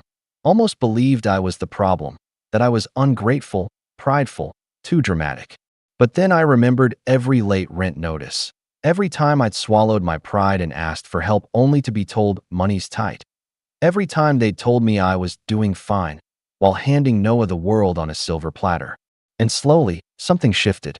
I got up, went to my desk, and pulled out the file I'd been building. Bank statements, loan documents, emails, screenshots of Noah's Instagram posts. I spread them out across the desk like puzzle pieces. And for the first time, I didn't feel powerless. Because looking at it all laid out, I realized I had something my parents didn't: proof. Dates, amounts, transactions that lined up perfectly with their trips and Noah's cars. This wasn't just a feeling anymore. This was a record. The next few weeks, I moved quietly. I kept my head down, went to work, went to class, and built my case. I requested my credit reports, highlighting the exact dates I'd been forced to take out loans. I downloaded every transfer from my old bank account showing the withdrawals my dad had made over the years. I even started saving screenshots of family group chat messages where they talked about Noah's trips like some kind of group project, all with timestamps. I didn't tell anyone what I was doing. Not Sarah at work, not even my uncle. This wasn't just about confronting them anymore. This was about setting the stage for something bigger, something that would make them stop brushing me off like I was a child throwing a tantrum. It was strange. Once I started focusing on building the file, the heaviness lifted a little. I still felt hurt, still felt betrayed, but I also felt a clarity I hadn't had before. I stopped answering my parents' calls completely. I stopped going to Sunday lunch. Every time I saw one of Noah's posts, instead of getting angry, I just took a screenshot and filed it away. One night, as I was adding another document to the pile, I caught myself smiling for the first time in weeks. Because I knew, when this was ready, when I was ready, there would be no denying what they'd done. No gaslighting, no rewriting the story, no making me the villain. And for the first time since this whole thing started, I felt something close to hope. I wasn't at the finish line yet, but I was no longer drowning. I was standing up, one piece of evidence at a time, building something solid under my feet. And I had a feeling that when I finally decided to use all of this, it was going to shake my family in a way they didn't see coming. It's strange how quickly things start to feel different once you stop begging for scraps and start taking control. The first big shift came when I got a call from my uncle a few weeks later. "I'm sending the next year's money directly to you," he said flatly. "I don't trust your parents to handle it anymore." At first I didn't know what to say. $50,000, just like that, transferred to my name, no middleman. I sat on my bed staring at the bank notification, my heart hammering. This was more money than I'd ever seen in my life. And for once, it wasn't going straight into a black hole. It was mine. I didn't go on a spending spree. If anything, the money made me calmer. For the first time since college started, I could breathe. I paid off my rent for the next 3 months. I made a lump sum payment on my smallest loan and watched the balance drop to zero. I stocked my fridge with actual groceries, not just the cheapest bulk pasta I could find, and cooked myself a real dinner for the first time in months. The next morning I woke up early, made coffee, and realized I didn't feel like I was running on fumes anymore. My body wasn't in survival mode. For the first time, I had a little bit of energy left over to think about the future. That weekend, I went to a quiet coffee shop and spread out all my documents, bank statements, loan records, screenshots. I started organizing them chronologically, adding notes about which withdrawals lined up with which purchases or trips. The pattern was crystal clear now. Thousands taken from my account at the same time as Noah's birthday trip to Paris. More money gone right before his study abroad summer in Barcelona. I put everything in a binder, labeled and tabbed. Looking at it all lined up like that felt strangely empowering. This wasn't just a pile of complaints anymore. It was evidence. And the more I organized, the more confident I became. My grades started creeping back up too. Without the crushing anxiety about money, I could focus in class again. I stayed after lectures, asked questions, even started talking to one of my professors about grad school programs. The look of surprise on his face when I told him my GPA had been tanking for personal reasons lit a fire under me. "Oliver, you're one of the sharpest students in this class," he said. "Don't let anyone hold you back." That stuck with me. At work, my manager noticed the change too. "You seem lighter these days," she said one night after closing. "I was worried about you last month." "Yeah," I said, surprising myself by smiling. I was worried about me too. Still, I kept my distance from my parents.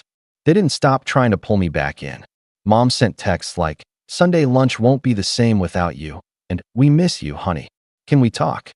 But every time I thought about responding, I remembered the voicemail from my grandmother, the word pride, like a knife in my chest, and I let the phone go dark again.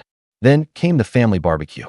It was supposed to be a casual summer thing, just burgers, kids running around, everyone catching up, but I had a feeling it was going to be more than that. I almost didn't go, but something in me said I should. Maybe it was curiosity. Maybe it was the growing part of me that wasn't scared of confrontation anymore. When I showed up, conversations actually stopped for a second, like in one of those cliché movie scenes. My mom looked relieved, my dad looked annoyed, and Noah smirked like he'd already won whatever game we were playing. We made small talk for a while, me sitting on the porch steps with a soda, them chattering around the grill. And then, right as people started serving food, my dad cleared his throat and said, "I think we should talk about what's been going on." I stayed quiet. He launched into a speech, clearly rehearsed, about family unity and letting go of resentment and moving forward together. Mom nodded along, eyes shining like she expected me to burst into tears and hug them. I let him finish, then said calmly, "Are you ready to admit what you did?" The whole yard went silent. My dad's smile froze. "We've already explained." "No," I said, standing up. "You've justified it. There's a difference. Are you ready to admit you took money that wasn't yours and used it to fund Noah's vacations and cars while I was taking out loans to survive?" My uncle, who'd been standing by the grill, muttered, "Finally." My mom put a hand to her chest. "Oliver, not here." "Yes, here," I said, "because you've been telling everyone I'm the problem. That I'm prideful, ungrateful. That I don't understand family sacrifices. Well, here's the truth. The only one sacrificing was me. And I have proof." I didn't pull out the binder, not yet, but just saying the words made me feel 10 feet tall. For the first time, they didn't talk over me. They didn't laugh it off. They just stood there, staring. Noah finally broke the silence. "God, you're so dramatic," he said with a scoff. "You got the money back, didn't you? Move on." I turned to him. "You still don't get it. This was never just about the money. This was about 5 years of being treated like I didn't matter. Like my future was less important than your fun." For once, he didn't have a quick comeback. The rest of the barbecue was tense, but I didn't care. I sat there eating my burger, calm and collected, while they all whispered. For the first time, I felt like I wasn't the one on trial. They were. That night, back at my apartment, I sat with the binder on my lap and felt something click into place. I had leverage now, not just the money from my uncle, not just the proof, but the confidence. I didn't need their approval anymore. I didn't need to beg them to see me. I could make them see me. And slowly, a new idea began to take shape. Something smarter than just confrontation. Something that would turn all those years of careful record-keeping into the kind of truth no one could deny. Not my parents, not Noah, not the relatives who'd called me prideful. I wasn't ready to pull the trigger yet, but I knew one thing. When I did, there would be no going back. The barbecue shifted something in me. Before that day, I had been reacting, hurt, angry, trying to defend myself. But after standing there in front of my entire family and speaking the truth out loud, I felt strangely steady. It wasn't just righteous anger anymore. It was focus. In the days that followed, I started thinking about what justice would really look like. Not a screaming match. Not another Sunday lunch where everyone pretended to apologize and then went back to business as usual. No, if I was going to do this, it needed to be undeniable. Something that would make them sit up, shut up, and actually reckon with what they'd done. And then the opportunity practically landed in my lap. It started when my uncle called again. This time, not to talk about money. "Hey, Oliver," he said casually. "Your dad asked me to be co-signer for a small business loan he's applying for. Do you know anything about that?" I nearly dropped the phone. "A loan?" "Yeah," he said. "Something about expanding the shop. He said it's just a formality, but the bank wanted a guarantor." I told him I'd think about it. I sat there in stunned silence. The shop was the little family-owned hardware store my dad had inherited from my grandfather, the same one where I'd been working part-time, stocking shelves and handling inventory. My dad never let me touch the books, but I knew the place was struggling. Business had been slow for years. And now, suddenly, they needed a loan big enough to require a co-signer. A slow, deliberate idea started forming in my mind. If they needed outside help, it meant they were desperate. And desperation meant leverage. "Uncle," I said carefully, "do you still have the copies of the transfers you made to Mom and Dad? The ones for my college fund?" There was a pause. "Yeah. What? Can you send them to me?" He hesitated. "Oliver, I'm not doing anything reckless, I promised. I just need them." He agreed.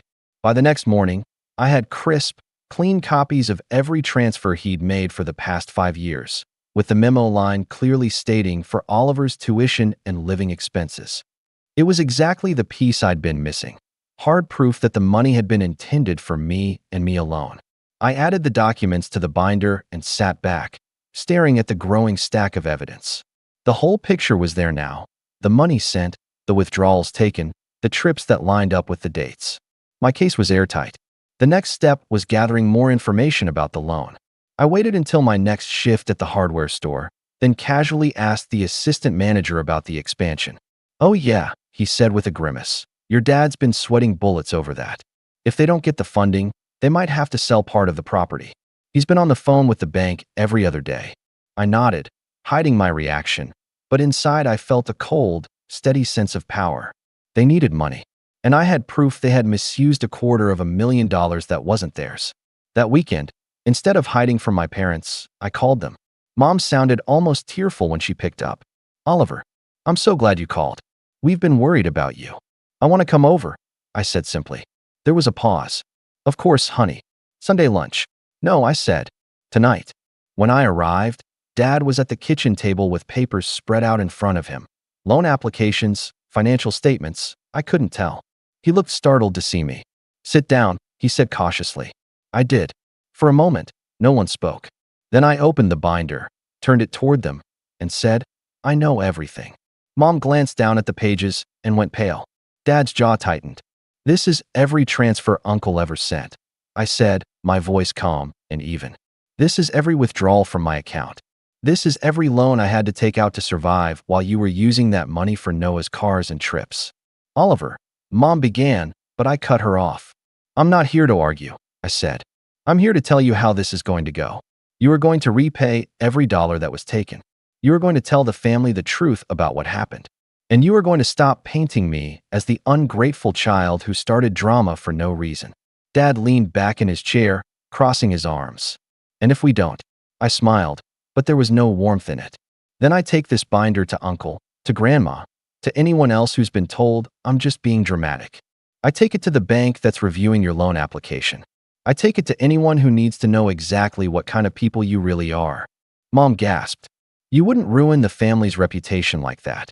"You already did," I said quietly. The silence that followed was deafening. For the first time, I saw a real fear flicker across my dad's face. He knew I wasn't bluffing. Noah came into the kitchen midway through this and looked between us. "What's going on?" "Oliver's blackmailing us," Dad snapped. I turned to him, calm as ever. "It's not blackmail if it's the truth." Noah rolled his eyes. "God, you're so dramatic. All this over some money." I ignored him. I was done arguing with people who refused to see reality. After a long silence, Dad said, "Well, think about it." "You'll do more than think," I said, standing. "You'll decide. Because if you don't, I will."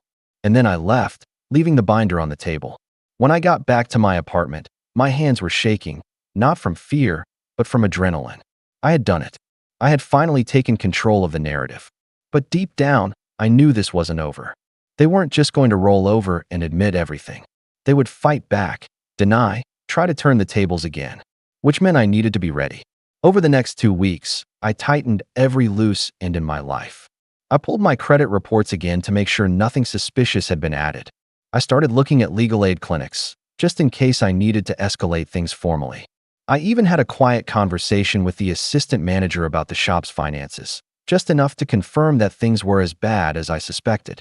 Each step made me feel stronger, calmer, more focused. This wasn't just revenge anymore. This was about protecting myself, about making sure they could never take from me again. And when the day came, because I knew it was coming, I would be ready to deliver the final blow in a way they couldn't ignore, couldn't twist, couldn't spin. Because for the first time in my life, I wasn't the quiet, responsible son holding everything together while they handed my future away. I was the one holding all the cards, and I intended to play them. The 2 weeks after I left that binder on their kitchen table were eerily quiet. No calls, no texts, no angry relatives ringing me up to scold me for making trouble. I knew better than to think this meant they'd simply agreed to my terms. No, my parents were planners. If they were silent, it meant they were regrouping, figuring out their next move. And so was I. I had been patient long enough. This wasn't about making them feel bad anymore. This was about making them face the truth, inescapably and publicly. I wanted there to be no room for gaslighting, no way to twist the story into Oliver being dramatic. The perfect opportunity came one Thursday evening when my uncle called. They invited me to a family dinner this Sunday, he said, sounding suspicious. Your mom said it was about restoring peace. What do you think? I felt the corner of my mouth lift. I think I should be there.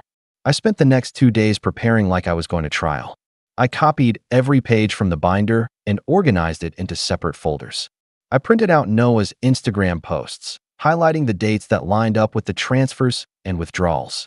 I even included my loan documents and pay stubs for context, a paper trail showing that while my family was funding Noah's luxury vacations, I was working double shifts and still falling behind. When Sunday came, I didn't go empty-handed. I walked into that house with the folder under my arm, calm and steady, as if I were just dropping by. My parents were already sitting at the table with Noah, who looked bored, and my uncle, who looked like he was bracing for a storm.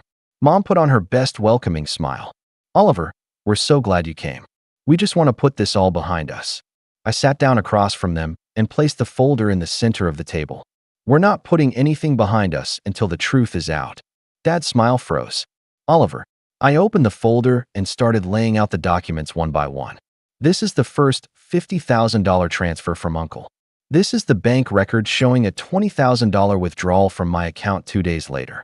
This is Noah's post from Paris, dated that same week. Noah groaned. Seriously? I ignored him and kept going, page after page, year after year. By the time I was done, the table was covered in evidence. You didn't just take money that wasn't yours, I said, my voice steady. You lied about it for years. You let me struggle, let me go into debt, while you funded Noah's lifestyle. And then, when I finally found out, you tried to make me the villain. Mom's face had gone pale.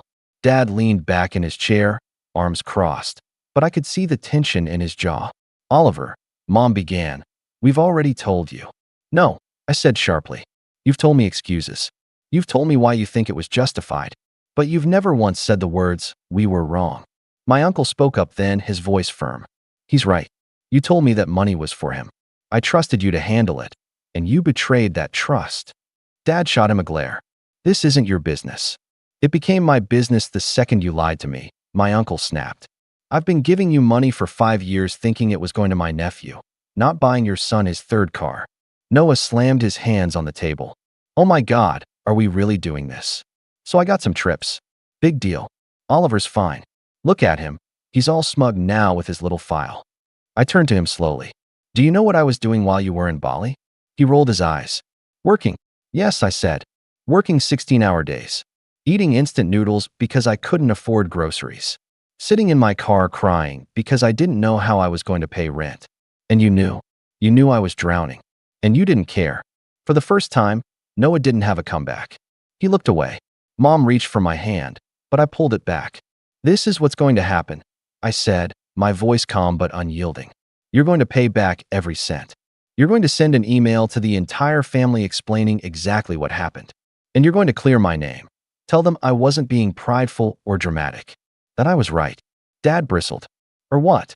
Or I go to the bank reviewing your loan application, I said simply. I give them copies of everything. The misused funds, the withdrawals.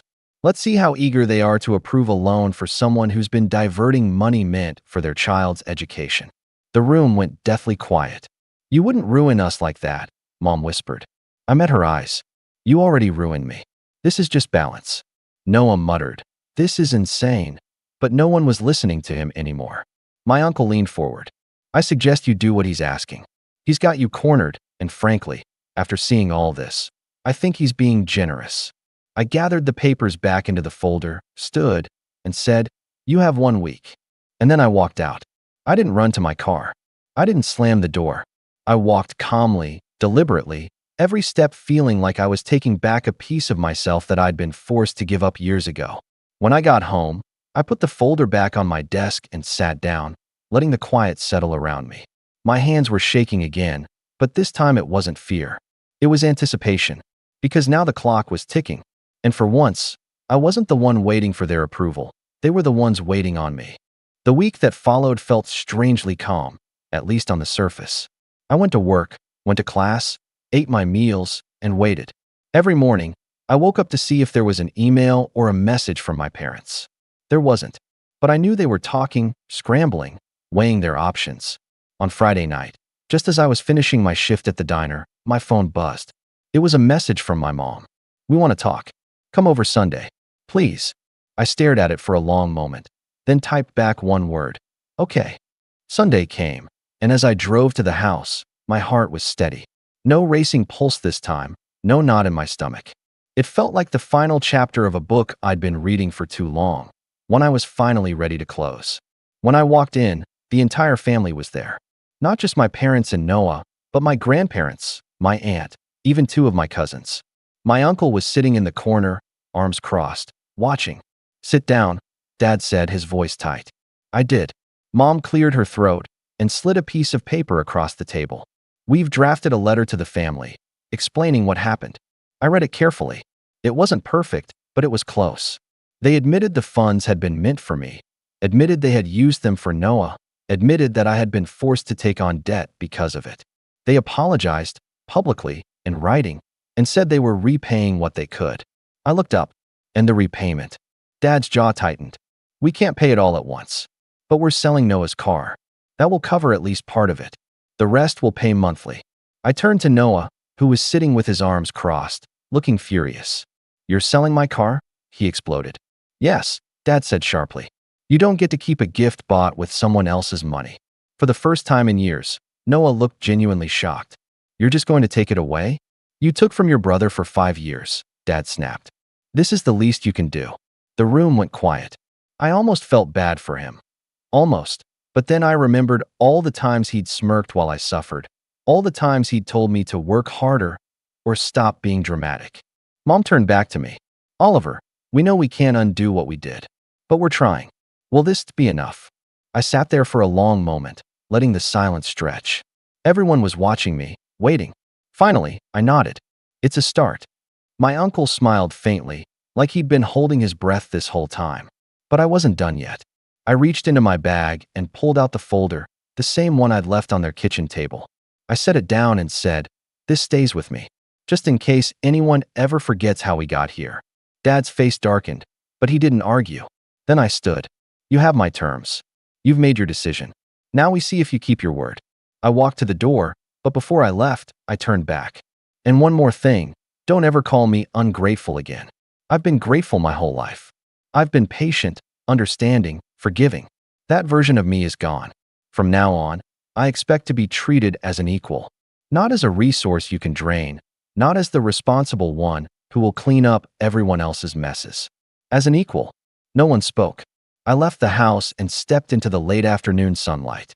For the first time, I didn't feel like I was leaving defeated. I felt like I was leaving free. Over the next few months, the repayments started coming in. Small at first, but steady. I used every dollar to pay down my loans, watching the balances drop one by one until I was finally debt-free. When I made the last payment, I sat in my car in the parking lot and just breathed, smiling so hard my face hurt. Noah stopped posting flashy trip photos. The next time I saw him, he was driving an old used sedan. He wouldn't meet my eyes. Family gatherings were different after that. Tense, quieter. People treated me differently, not with pity, but with respect. My grandparents hugged me at Thanksgiving and said, "We're proud of you for standing up for yourself." My aunt apologized for believing the story my parents had told. And my parents, they were careful. They watched what they said around me, like they were finally aware that I wouldn't just swallow anything anymore. Months later, my dad tried to bring up the family sacrifice argument again, half joking. I just smiled and said, "Some sacrifices aren't mine to make." He didn't bring it up again. The last time I drove away from their house, I caught my reflection in the rearview mirror and almost didn't recognize myself. Not because I'd changed on the outside, but because I was no longer the kid who sat quietly at the table while everyone else decided my future for me. I was the one steering now. And as I turned onto the open road, I couldn't help but laugh, not bitterly this time, but freely, because I had finally won. Not just the money, not just the apology. I had won myself back. If you'd asked me 2 years ago what my relationship with my dad was like, I probably would have shrugged and said something like, "It's complicated," but that wouldn't really cut it. My name's Callum, I'm 28, and I spent most of my life being the backup plan in my own family. Not the golden child, not the favorite, just the afterthought. The guy who showed up on time, kept his mouth shut, and picked up the pieces when no one else would. That was me. To understand how things got so twisted, you have to know a bit about my family. We weren't poor growing up, but we weren't exactly swimming in money either. My dad, Mark, worked in construction, site manager for most of his life. Hardworking guy, sure, but very old school. Stiff upper lip, men don't cry, and all that. My mom left when I was 12. Not a tragic divorce, just a quiet one. She packed up and moved out one day while we were at school, left a note on the fridge, and didn't look back. My sister, Liv, was 14 then, and ever since, Dad treated her like porcelain. Like she was this fragile, beautiful thing that needed to be protected at all costs. I think he always blamed himself for Mom leaving, and in his mind, Liv was the one who'd suffered most. Now don't get me wrong, I love my sister. I really do. But growing up with her was like living next to a son. Bright, overwhelming, always the center of attention. Everything she did was special. Her school art project? Frame it and put it above the fireplace. My science fair trophy? Collecting dust in a box somewhere. She dated some guy in high school who broke her heart. Dad nearly drove to his house to have a word. I got jumped behind the gym in 10th grade and came home with a split lip. Dad told me to toughen up. Still, I didn't complain. I wasn't the type. I focused on school, got a scholarship, worked part-time to help with bills, and moved out the second I could afford to. I didn't go far, still in the same city, and I visited regularly. I didn't hold a grudge. Not then, at least. Because deep down, I thought maybe one day he'd see me. Really see me. Not just the son who did okay, but the man who stood on his own 2 feet, who worked hard and made something of himself. But that day never came. Or maybe it did, just not in the way I imagined. See, after college, I landed a solid job in IT consulting. I'm not gonna act like I was some prodigy, but I was smart with my money. I learned early that no one was coming to rescue me, so I became my own safety net. By 25, I had a steady income, a decent apartment, and some modest investments. A year later, I bought a duplex, one half for me, the other half rented out. I kept climbing. And quietly, without making a big deal out of it, I started helping out Dad. It started small. His roof needed repairs. I had some savings. He protested, of course, but I told him I'd rather help now than later. Then came the plumbing, then the new car battery, then groceries when he was tight that one winter. Eventually, I started paying part of the mortgage. He never asked directly, but I could see the stress on his face. So I offered. And every month, like clockwork, I sent him a chunk of my paycheck. He never said thank you, not in so many words, but I figured that was just him. Not big on emotions. The thing is, Liv never helped financially. Not once. She lived with Dad well into her 20s, jumped between jobs, went back to school for something she never finished, and now she's a content creator, which apparently means she posts product reviews and yoga poses online. Dad called it her business. She called herself an entrepreneur. I kept my mouth shut. It wasn't my place, I told myself. And maybe I believed that for a while. But things started shifting about 6 months ago. Liv moved out, finally, but not into her own place. Nope. Into a fancy high-rise apartment that a friend was subletting while traveling. She threw a housewarming party and invited everyone except me. Said it was a girls-only thing, but posted pictures with a bunch of guys there. Whatever. I let it slide. Again. Then Dad started making comments. Little ones, barely noticeable at first. Like when I mentioned my job was stressful, and he said, "Well, you're not the only one who works, you know. Your sister's got 3 brand deals this month." Or when I visited after a long week, and he said, "Liv dropped by yesterday. She brought cookies. Said she's thinking of starting her own baking line." I'd nod, smile, pretend like that wasn't the most ridiculous thing I'd heard. But it got worse. One night, a few weeks ago, I stopped by after work. I was tired, starving, and just wanted to check in. Liv was already there, sprawled out on the couch like she owned the place, scrolling through her phone. Dad was in the kitchen, frying something that smelled vaguely burnt. I said, "Hey." No one responded. "Rough day?" I asked, trying to break the weird tension. Dad grunted. "Liv's thinking of starting a podcast," he said, like it was some monumental achievement. "Cool," I said. "What's it about?"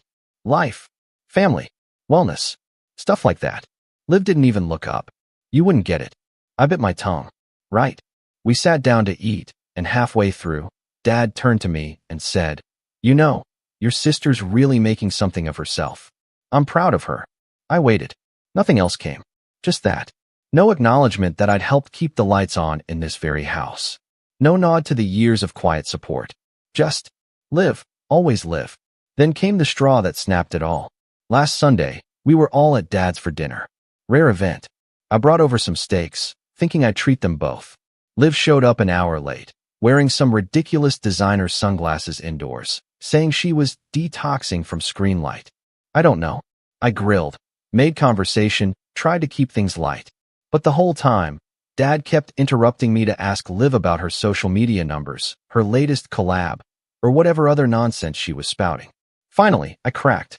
I was talking about a project at work, nothing fancy, just something I was proud of, and Dad cut me off mid-sentence. "Liv, you ever think about launching your own skincare line?" I bet people would eat that up.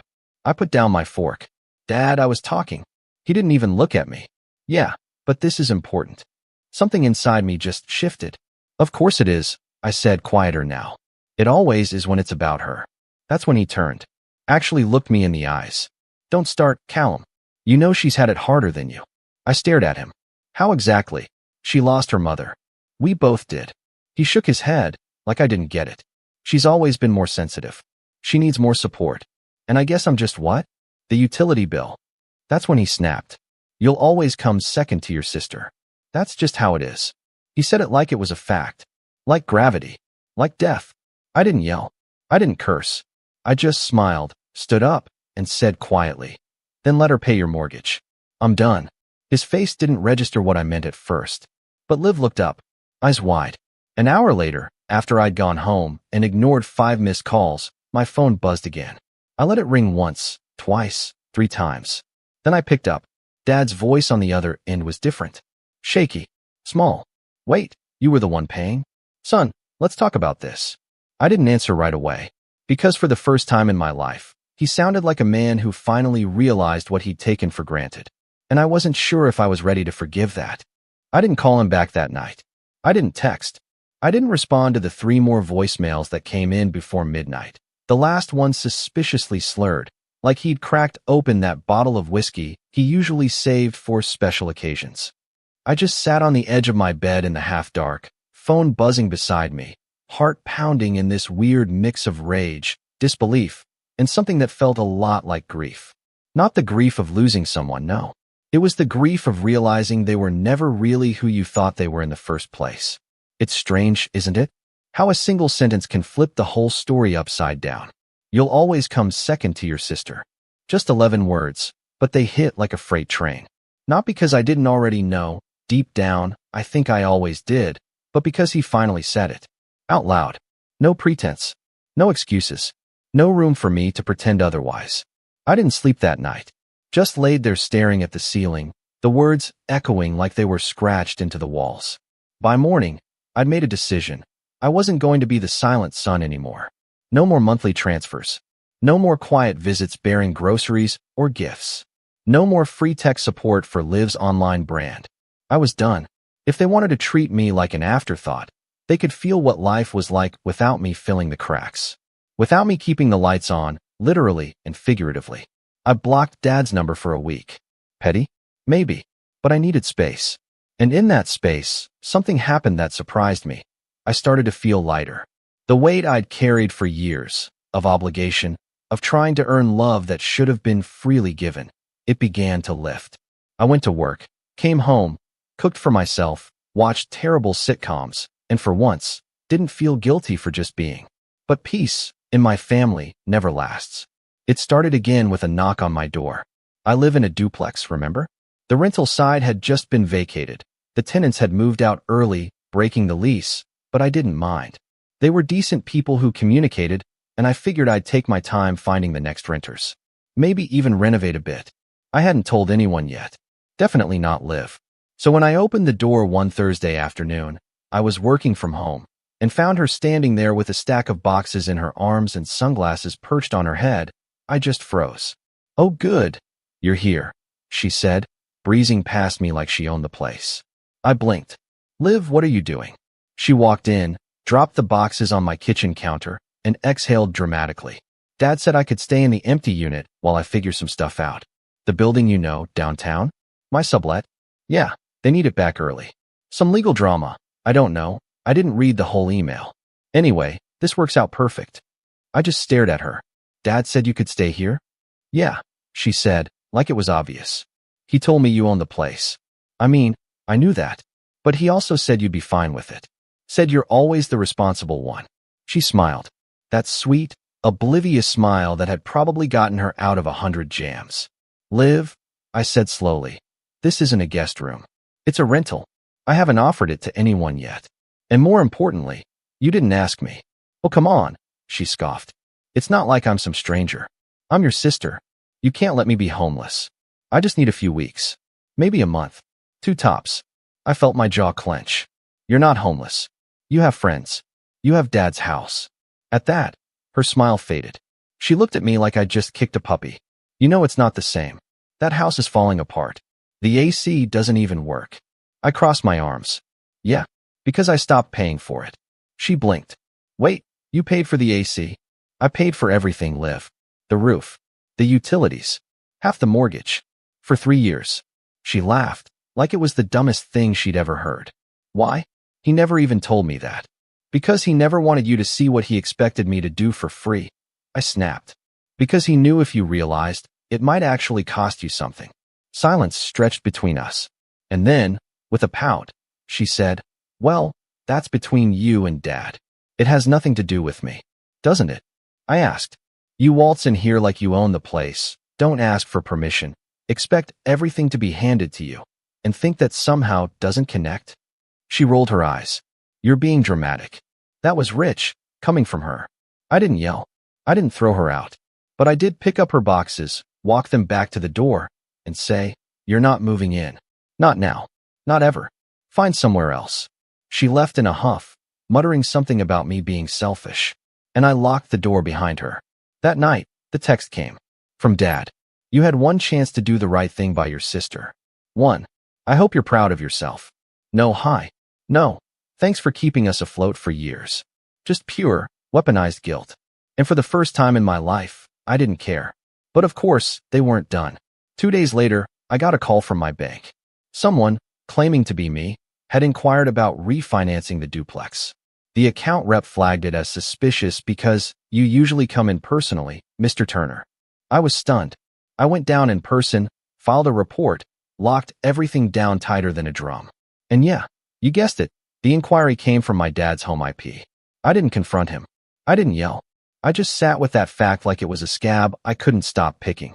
He was trying to leverage me. For what? For Liv? It all made sense then. The praise. The sudden interest in my property. letting Liv believe she could move in.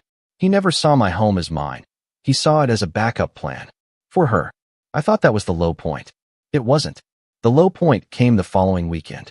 I was grabbing lunch with my friend Dion, the kind of guy who tells it to you straight and has zero time for drama.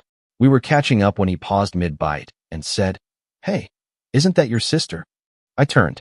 Sure enough, there she was, Liv, sitting on the patio of some bougie cafe, being filmed by some guy with a DSLR camera.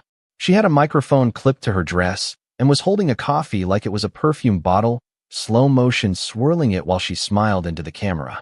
Dion raised an eyebrow. What's she doing? I already knew. This was her wellness influencer act. Fine. Harmless enough. But then I noticed something. Behind her, set up for display, was a printed banner.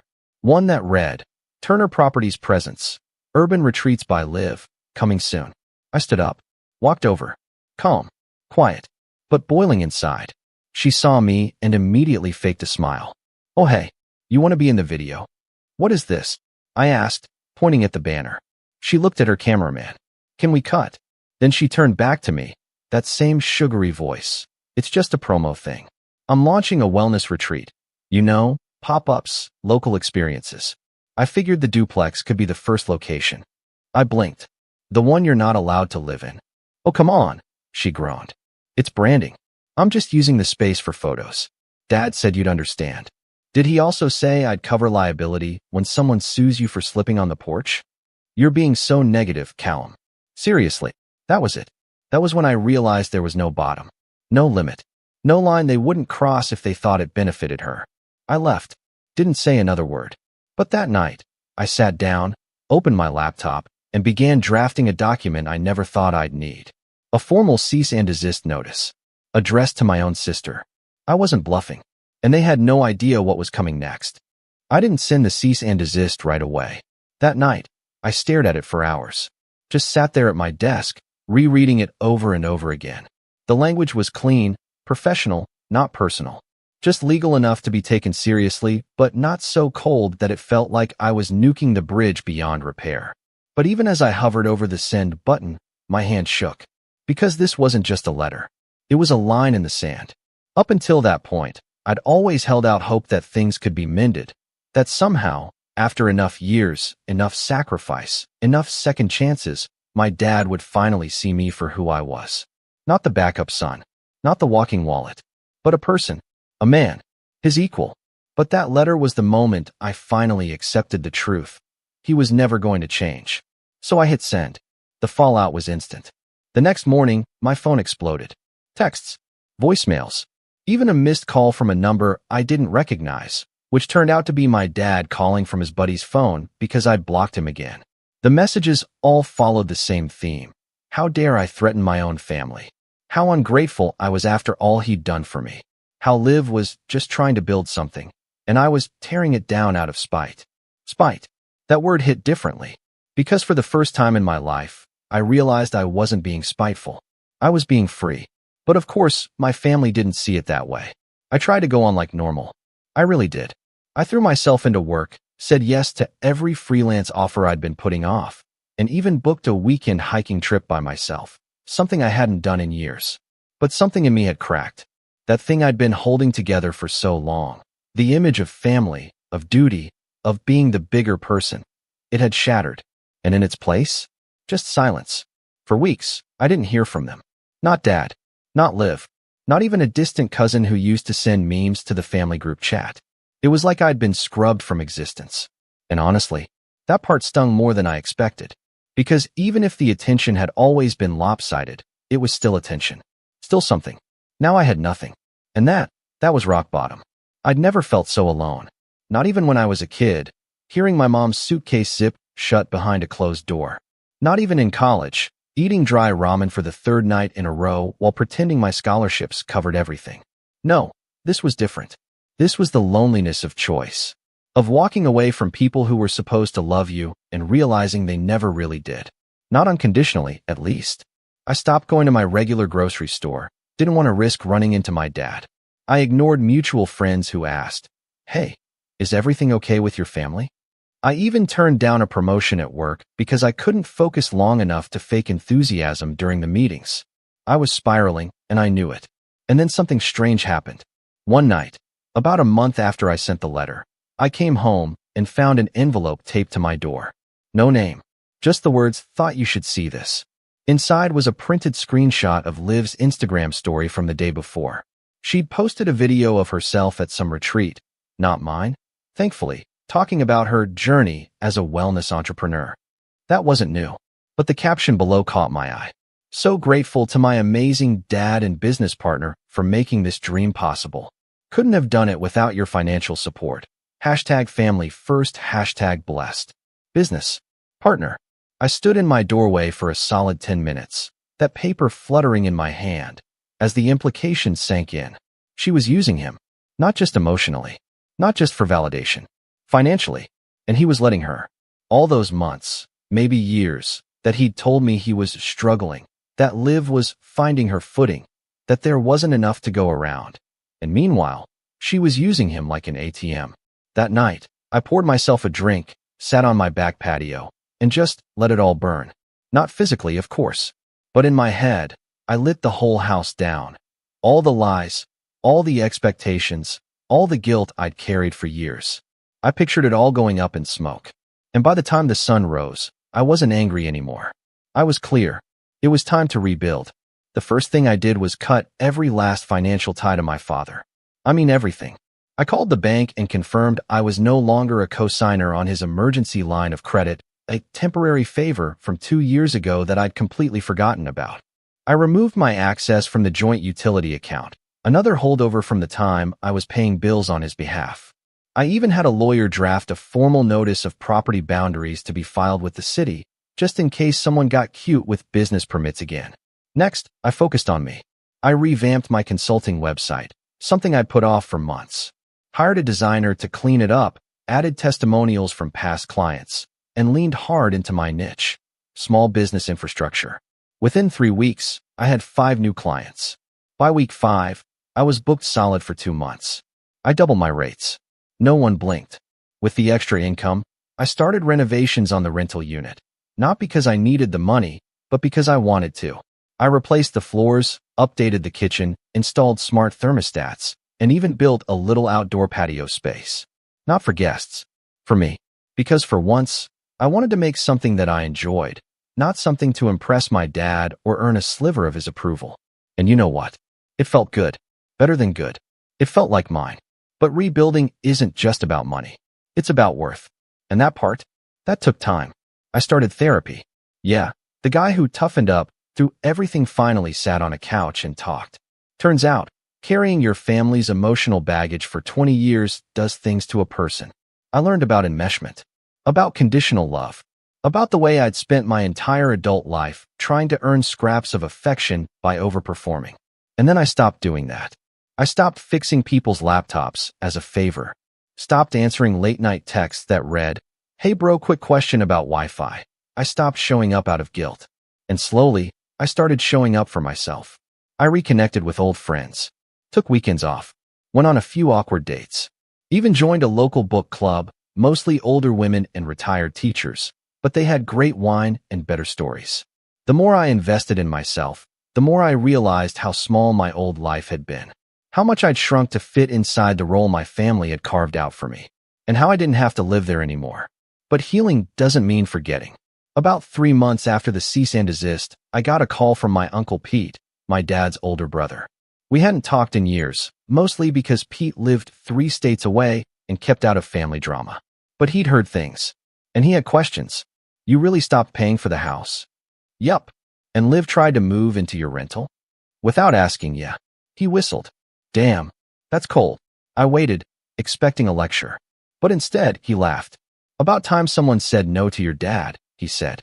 "You know he called me last month asking for a loan?" I blinked. "Seriously? Didn't say what for? Just said it was urgent and that Callum's being difficult." He paused. "I told him to sell his car if he was that desperate." "Has he?" I thought of Dad's pristine '68 Mustang, the one he never let me drive, not even once. "Doubt it." Pete chuckled. "Figures." That call stayed with me, not because of the Mustang, but because, for the first time, I realized the cracks weren't just visible to me. Other people were starting to see them, too. And those cracks? They were about to split wide open. Because what I didn't know, what none of us knew yet, was that Liv's so-called business. It was a house of cards, and it was about to come crashing down. It started with a ping. Late one night, I was sitting at my desk, invoices done, tea in hand. One of those chill evenings where the world feels finally, blessedly quiet. I was browsing LinkedIn, of all places, responding to a request from a client who wanted a testimonial blurb featured on his company's page. And that's when I saw it. Right there, under people you may know. Olivia Turner, founder and CEO at Urban Retreats by Liv. That wasn't the shocking part. What was shocking was what came next. Her tagline read, "Building a wellness empire through holistic experiences and short-term property investments. First location fully operational. Expansion underway. Open to partnerships. Short-term property investments? First location?" I clicked through, pulse rising. There, right in her experience section, she'd listed the duplex. My duplex transformed a rundown rental into a high-end wellness retreat for creators, entrepreneurs, and influencers, focused on mindfulness, self-discovery, and curated brand collaborations. Host to over 40 paying guests and 12 client-sponsored events. I stared at the screen for a full minute, mouth dry. 40 guests? Sponsored events? She was monetizing my property, or, at the very least, claiming to, and parading it around as her success story. The photos she'd posted? Polished, branded, glowing with soft lighting and pastel cushions. My patio. My renovated kitchen. The same damn patio set I'd built with my own two hands last summer, now rebranded as her Zen garden. But that wasn't all. There was a link at the bottom, press features. I clicked. 2 online articles popped up. Nothing major, local lifestyle blogs, influencer fluff. But both featured her as a rising entrepreneur. And both explicitly stated that her family supported her venture by co-signing the property in her name. Let me say that again, co-signed. In her name. I felt like I was choking. This was no longer about family drama. This was theft, fraud, public misrepresentation of my property, my money, my efforts. And it lit something in me I hadn't felt in a long time. That cold, focused fire of clarity. Revenge isn't just rage. Not the good kind, anyway. Real revenge, the kind that changes everything, comes from patience, precision, planning. And I was done being the quiet son in the corner. It was time they saw what I looked like when I stopped holding back. Phase 1, information gathering. The next morning, I called my lawyer, Sam, an old college friend turned property attorney who'd helped me with some lease contracts in the past. I explained the situation, keeping my voice even. Just facts. He was quiet for a beat. Then he said, "You have documentation proving ownership?" "All of it," I said. "The deed, renovation permits, receipts, everything. And you never authorized her to operate a business from your unit?" "Never. She wasn't even allowed to live there." "Okay," he said. "Then you've got leverage. Real leverage." We met that Friday. He brought a paralegal. We reviewed the screenshots, cross-referenced public statements, even pulled property photos from her press features and overlaid them with my renovation invoices. It was airtight. "She's not just lying," Sam said. "She's potentially opened herself, and your father, if he's listed on anything, up to liability." That caught my attention. How so? If she's hosted paid guests in a residence not zoned for that kind of activity, and something goes wrong, slip, injury, anything, you could be on the hook. Unless, of course, we draw a very public line between you and her. Public line. I like the sound of that. Phase 2, the quiet strike. Before I could make any moves, I needed to know how deep the hole went. So I started poking around. I created a fake account, nothing sketchy, just a clean burner email with a vague username, and messaged her business profile asking about retreat availability. The reply came back within hours. "Hi, love. Thanks for reaching out. We're currently booking for the September Creator Detox Weekend. 3 nights, yoga, guided journaling, brand vision board sessions, all meals included. $549 per person. Spots limited to 8 guests. 8 guests. In a 2-bedroom duplex unit. Even with a fold-out futon, that was absurd." I replied, asking for photos of the space. She sent the same ones from the article, complete with fake branding and a logo watermark. But here's where it got wild. At the bottom of her message, she included a document link for payment and waiver forms. I clicked. The waiver form was a mess, legally void, probably stolen from a template site. But the payment link? That led to her personal Venmo. Not a business account. Not a payment processor. Just Liv's name with little sparkles around it, and the emoji woman in lotus position as the profile pic. She wasn't just unprofessional. She was reckless. I saved everything. Screenshotted. Backed it up. Sent it to Sam. You want to scare her, he said. Or bury her? Neither, I said. I want to expose her. But not yet. Because something told me, some whisper in the back of my head, that this rabbit hole went deeper. And I wasn't wrong. Phase 3, the paper trail. The next few weeks, I kept my distance. Didn't message her. Didn't show up to family functions. Didn't respond to the one awkward voicemail from Dad saying, "Hey, Liv mentioned you've been, upset. Maybe we can talk soon." Instead, I watched and waited. I checked property listings. I set up alerts. And sure enough, one day it happened. A zoning complaint. Filed anonymously, but marked on city records. Suspected illegal use of residential property for commercial lodging. Guess whose address it was? Mine. But here's the kicker. I hadn't filed it. Someone else had. I showed it to Sam. His eyebrows lifted. Looks like a neighbor beat you to it. Think it'll stick? It's a start, he said. Let's add to the pile. Phase 4, the trigger. Now I knew Liv. I knew she was bold, cocky, and careless. But I also knew she couldn't resist the spotlight. So I gave her one. I reached out, through the burner, and offered to feature her retreat on a new wellness blog I was starting. She took the bait instantly. Within 2 days, she'd sent a media kit, bios, even a brand story about how she and her father worked tirelessly to invest in a broken-down property and turn it into a community oasis. I almost laughed. Almost. But I had everything I needed. I built a fake landing page, clean, professional, with just enough fake reviews to look legit, and published her interview, complete with her own words, inflated guest numbers, and a direct quote about investing our family money into the business. Then I emailed the article, anonymously, of course, to 3 local small business newsletters, 2 zoning offices, and 1 lifestyle blogger with a reputation for sniffing out influencer scams. I didn't include a single lie, just her words, and her consequences. The dominoes were lined up now. All it would take was a little push. And Liv, God bless her, gave it to me. She posted a celebration story to Instagram a few days later. Champagne glass in hand, laughing with 2 friends on the porch of my duplex. The caption? When you realize you're too powerful to be stopped clinking glasses. I read it, smiled, and opened my inbox. Because that morning, I'd received something beautiful. A cease and desist letter. Addressed to her. Not from me this time, but from the City Office of Residential Compliance. Apparently, someone had traced her retreat ad to an unlicensed commercial activity on a residential zone, my zone. In the city, they didn't play games. They gave her 2 options. Pay a fine and cease operations immediately, or escalate it to court and risk higher penalties. Either way, the lie was collapsing, and all I had to do was sit back and wait. But I wasn't done yet. Because revenge isn't just about watching someone fall. It's about making sure they know why. The letter must have hit her like a freight train. 3 days after the city's cease and desist went out, Liv's Instagram went dark. No news stories.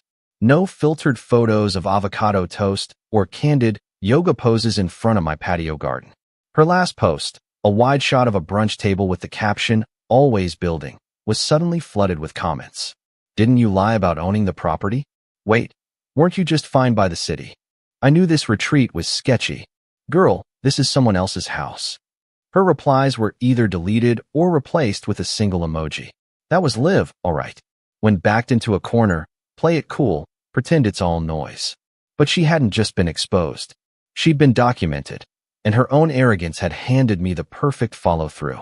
I wasn't interested in dragging her through court or suing her for the money. Truth be told, I didn't care if she scraped by or landed a brand deal next week. I didn't want her broke. I wanted her irrelevant. I wanted the world she built on lies, the curated identity, the fake empire, the unearned spotlight, to collapse under the weight of its own fiction. So I went quiet. I didn't gloat, didn't reach out. I just watched as the tide turned. First came the apology post, a classic influencer move. Black background, white cursive font, soft language. I'm taking a break from social media to reflect and realign with my purpose. I've made mistakes and I'm learning. Please respect my journey. No mention of me. No ownership of the lies. But that was fine. Her silence spoke louder than any caption. But the real fallout didn't happen online. It happened at home. 2 weeks after her disappearance from the internet, I got a knock at my door. I almost didn't answer it. But something in me, maybe curiosity, maybe instinct, made me open it. It was Dad. But not the dad I'd known. Not the man who barked orders or stormed around the house shouting about loyalty and pride. This version looked deflated. Hair messier. Shirt wrinkled. A man who'd finally realized his throne was made of sand. He stood there for a long moment before speaking. Hey, Cal. I crossed my arms. Surprised you're here. I deserve that, he said. Silence stretched. Then, almost reluctantly, he added, I heard about the cease and desist. City called the house. I said nothing. He looked down at the porch. You know, when your mom left. I didn't know what to do. Liv cried every night. She barely ate. And you? Well, you just got quiet. I kept my expression flat. So you decided to make it up to her by forgetting I existed? His eyes flinched. No, that's not. He caught himself. That's not what I meant to do. But it's what you did. He nodded slowly. Yeah, it is. That alone shocked me. The man who used to argue over burnt toast was finally admitting fault? I kept thinking, he continued. If I could just protect her, keep her happy, then maybe I could undo what happened. I thought if I gave her everything, she wouldn't feel broken. And what about me? His voice cracked. I thought you didn't need anything. You were always the strong one. Quiet. Smart. I figured you'd be fine. I exhaled, a cold laugh escaping my throat. You know what's funny? That's exactly how people justify neglect. He didn't argue, didn't offer excuses. He just stood there, swallowing his pride like it tasted like vinegar. I came to say I'm sorry, he said. For everything. I stared at him. For once, I let the silence speak. Then I asked, what happened with Liv? He sighed. She's back at the house. Moping. Complaining. Blaming cancel culture. That sounded about right. Her sponsors dropped her. Someone posted screenshots of her waiver forms. Said she'd been charging people for retreats without proper licensing. One girl even hinted she might sue. Is she? No. I don't think she can afford a lawyer. A beat passed. Then Dad said something I never thought I'd hear. She asked me to co-sign a loan to help her start over. Said she needed to rebrand. Said her reputation took a hit, but she's still a visionary. I snorted. Did you do it? He looked at me with the tired eyes of a man who'd finally realized he'd been digging his own grave for years. I said no. Now that surprised me. I told her if she wanted to build something, she'd have to do it on her own. No handouts. No shortcuts. He paused. And then she screamed at me. Said I was just like you. I raised an eyebrow. That's new. She meant it as an insult, he added, voice low. But it was the first time I took it as a compliment. We stood there for a while, father and son, on opposite sides of a door that had stayed closed too long. Finally, he asked, can I come in? I thought about it, then shook my head. Not yet. He didn't argue, didn't look offended. He just nodded, stepped back, and said, fair enough. I'll wait. As he walked away, I didn't feel triumphant. I didn't feel vengeful. I felt clean, like I'd rinsed off years of guilt and finally walked out from under a storm I didn't realize I'd been standing in. 3 months later, I rented the duplex unit out to a young couple starting their first business, a local artist and her partner, a therapist. They were kind, professional, paid on time. They painted the back fence and planted herbs in the little garden Liv once used as a backdrop. They didn't rebrand it. They just lived in it. And that was enough. 6 months later, I gave a talk at a small tech conference about pivoting careers and building healthy boundaries. A former client introduced me as the guy who saved our company and never asked for credit. It wasn't a big event, maybe 30 people. But afterward, 2 of them came up and asked to hire me. One of them is now a retainer client paying me more monthly than I used to make in a whole quarter. And Liv? Well, her influencer career never recovered. She tried starting a podcast. It lasted 2 episodes. Tried rebranding as a life coach. No traction. Her last attempt was a GoFundMe campaign titled, Support a Female Entrepreneur Rebuilding After Hate. It raised $48. From what I hear, she moved back in with Dad. Still chasing something. Still posting filtered selfies like nothing happened. And Dad? He sends me texts sometimes. Short ones. Just, hope you're good. Or, saw a Mustang on the road today. Thought of you. I don't always reply. But I don't delete them either. Because some wounds scar over. And some just stay open. But either way, I've learned how to walk without limping. The last time I drove past Dad's house, I noticed something. The porch light was off. Not broken, just off. The yard was quiet. And for the first time in years, I didn't feel like I needed to go knock. I already had my own home. My own light. And I'd finally learned that no matter how loud the world gets, there's something powerful about being able to close your own door and choose peace. I'm 31 now, but this whole thing started when I was 26, broke, tired, and trying to get my life together while my family seemed to take turns reminding me how much of a failure I was. My name's Jason, and for most of my adult life, I was the guy everyone went to when something needed to be paid. Rent, car repairs, unexpected bills, you name it. I wasn't rich, not even close back then, but I worked hard, saved harder, and when I started my own small tech support business, it finally took off enough that I could help out when people needed it. At least, that's what I thought I was doing. Helping. In their eyes, apparently, I was just a convenient wallet with legs. My mom used to say things like, "You're such a good son, Jason. You always step up." But behind that sweet tone was an expectation, a quiet pressure that if I didn't step up, I'd be letting the whole family down. My aunt, her sister, was even worse. She had a son, Tyler, my cousin, who was the golden boy. Tyler couldn't hold a job longer than 3 months, but somehow he was just unlucky. Whenever he got into trouble, everyone turned to me. "Jason, could you cover this month's car payment for Tyler? He's looking for a new job." "Jason, your aunt's short on rent again. Can you help out?" It's just until she gets her tax return. Spoiler, that tax return never came. Over time, my help became routine. They stopped asking, they started assuming. I'd get texts like, "Hey, can you transfer 200 before Friday?" Or "Rent's due, just send it to mom's account."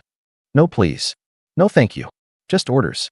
It was subtle at first, but I started noticing how they talked around me during family gatherings. Tyler bragged about things he bought with his money, like that new car, which, of course, I helped pay for. My mom smiled proudly when he told people about it. But when someone asked about me, she'd say, "Oh, Jason, he's still doing his little computer thing." That little computer thing was supporting half the family, but I kept quiet. I told myself they didn't mean it. I told myself it's just family, that this is what family does. Still, every time I'd see my savings drop because of someone else's crisis, something inside me felt smaller. Like I was shrinking into the background of their lives, becoming invisible except for my bank account.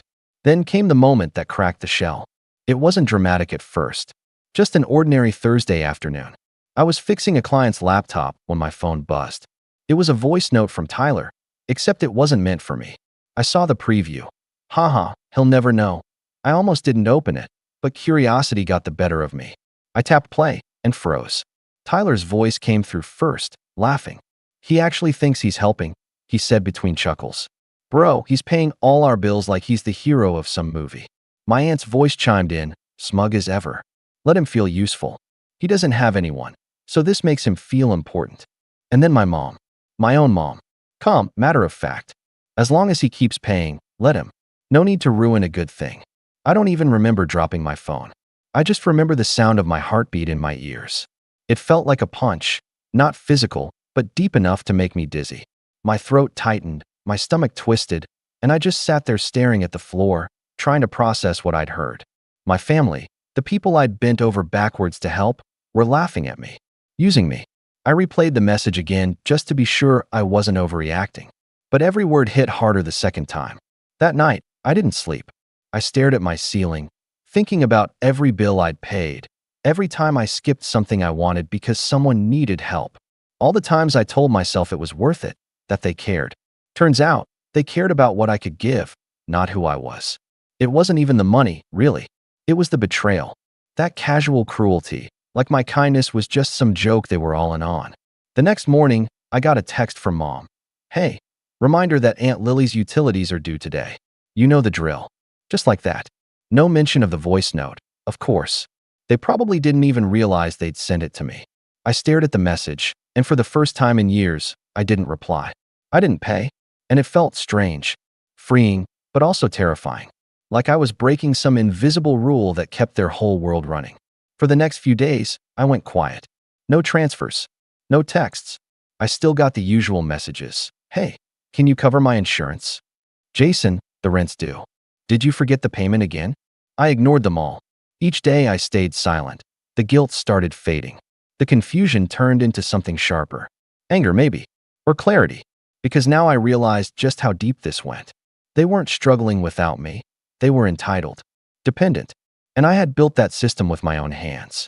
On the fourth day, my mom called. I didn't pick up. Then Tyler called. Then my aunt. Then again. Over and over. By that night, I had 16 missed calls. I knew what was happening. Rent was bouncing. Bills were overdue.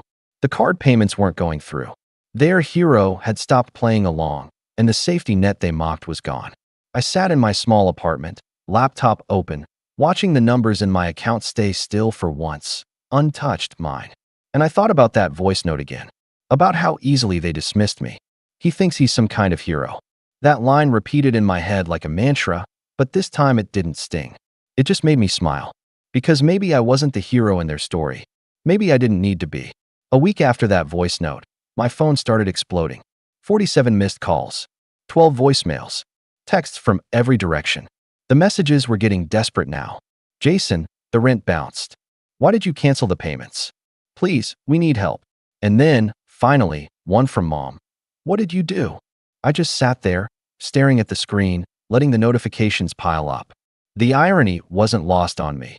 After years of them treating me like background noise, suddenly, I was the only voice they wanted to hear. My hands hovered over the phone for a long time, and then I smirked, not out of cruelty, but realization.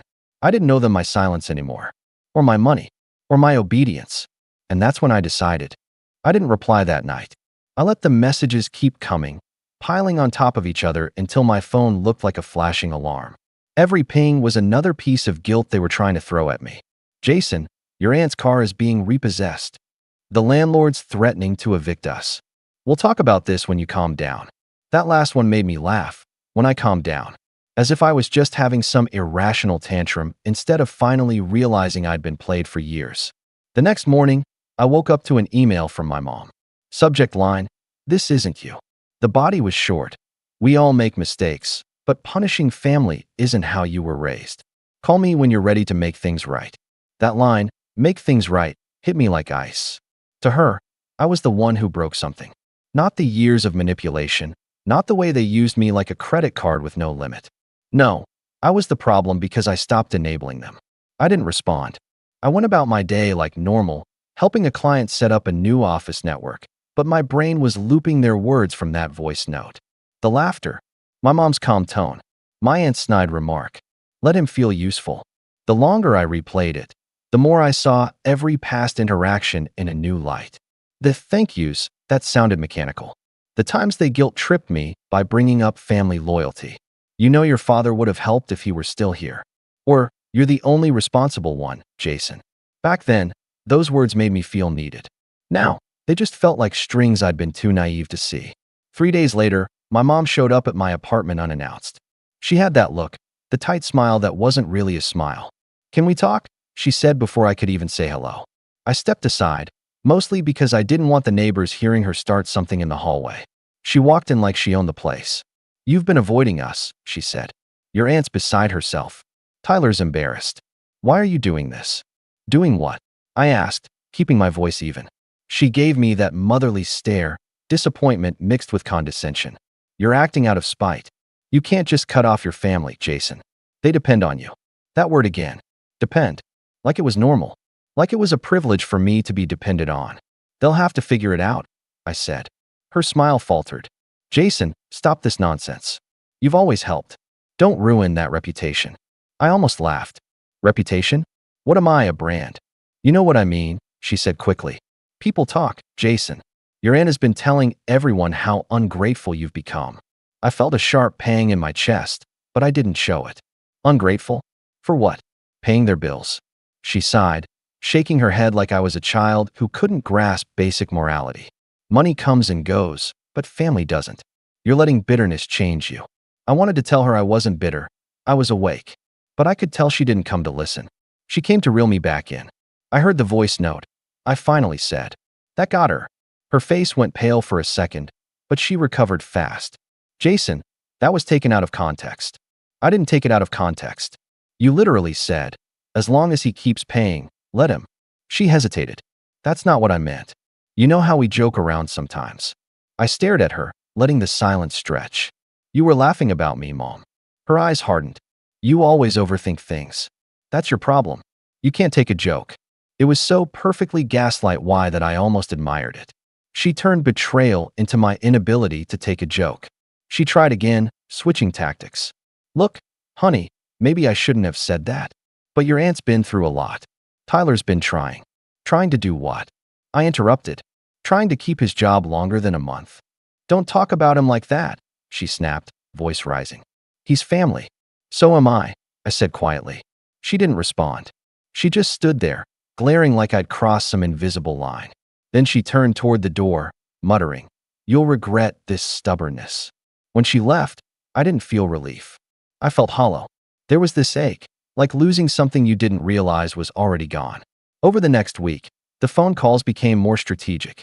First came the guilt. We just need a little help until we get back on our feet. Then the manipulation. You're really going to let your own mother struggle? Then the anger. You're selfish. We made you who you are, and this is how you repay us. That one came from my aunt. The same aunt whose rent I'd covered for 2 years straight. Tyler tried, too. His messages were shorter, colder. Thanks for nothing, man. You think you're better than us now. Then later, you ruined everything, dude. I can't even drive to work. The irony of him accusing me of ruining things wasn't lost on me. It was around that time I started noticing a shift in how I felt. At first, it was sadness, then anger, then something else, resolve.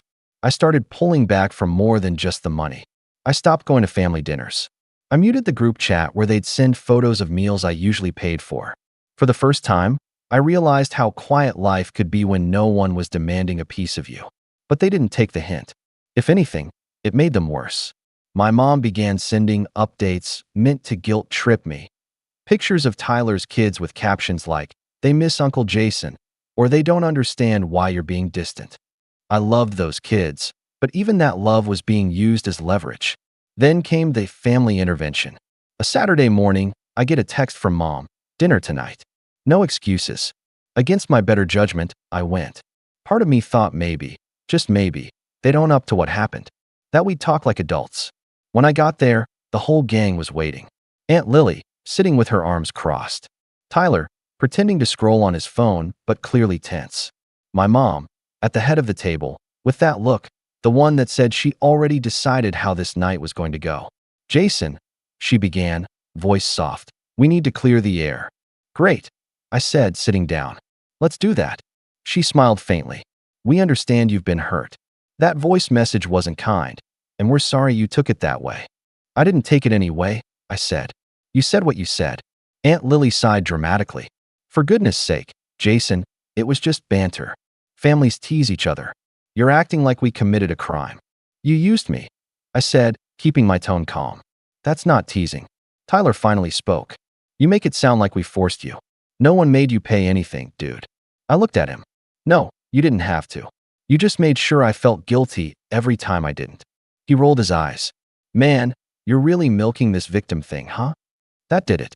The laughter in that voice note suddenly echoed again in my mind. My hands clenched under the table. "I'm not a victim," I said slowly. "I just stopped playing the role you gave me." Silence. Then my mom leaned forward. "Jason, listen to me. Families go through ups and downs. You've always been the stable one. That's your gift. You take care of people." I stared at her. "You mean I pay for people?" She didn't even flinch. "You're twisting it."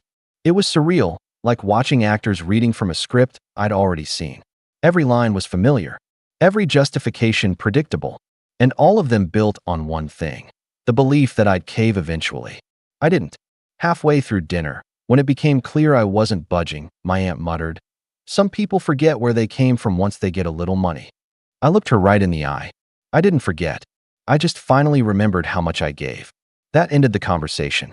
They all went quiet, and I excused myself before dessert. Outside, the night air felt heavy. My hands were shaking, but not from anger, from adrenaline. For years, I'd been trapped in their orbit, afraid to break free. Now I had, and it felt both terrifying and exhilarating. But I had no idea that was only the beginning. Because when people like them lose control of their favorite puppet, they don't stop pulling the strings, they just pull harder. And that's when things started to get ugly.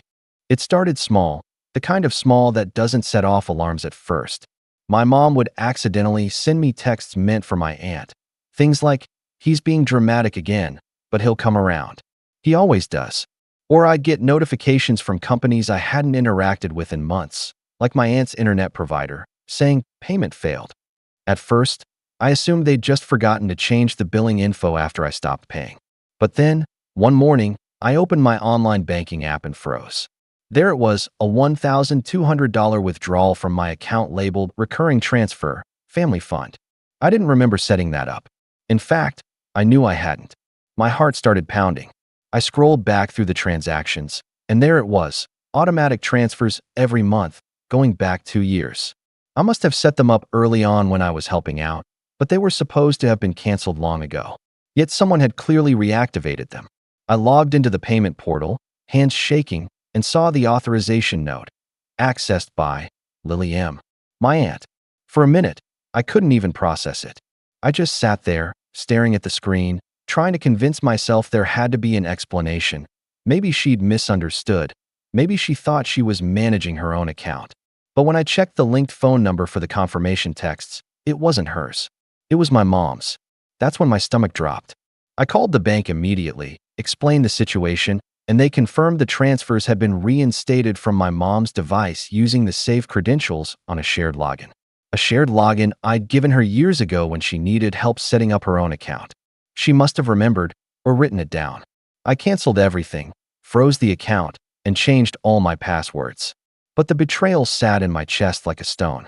My own mother had gone behind my back and reactivated payments to funnel money to my aunt, the same aunt who laughed about using me.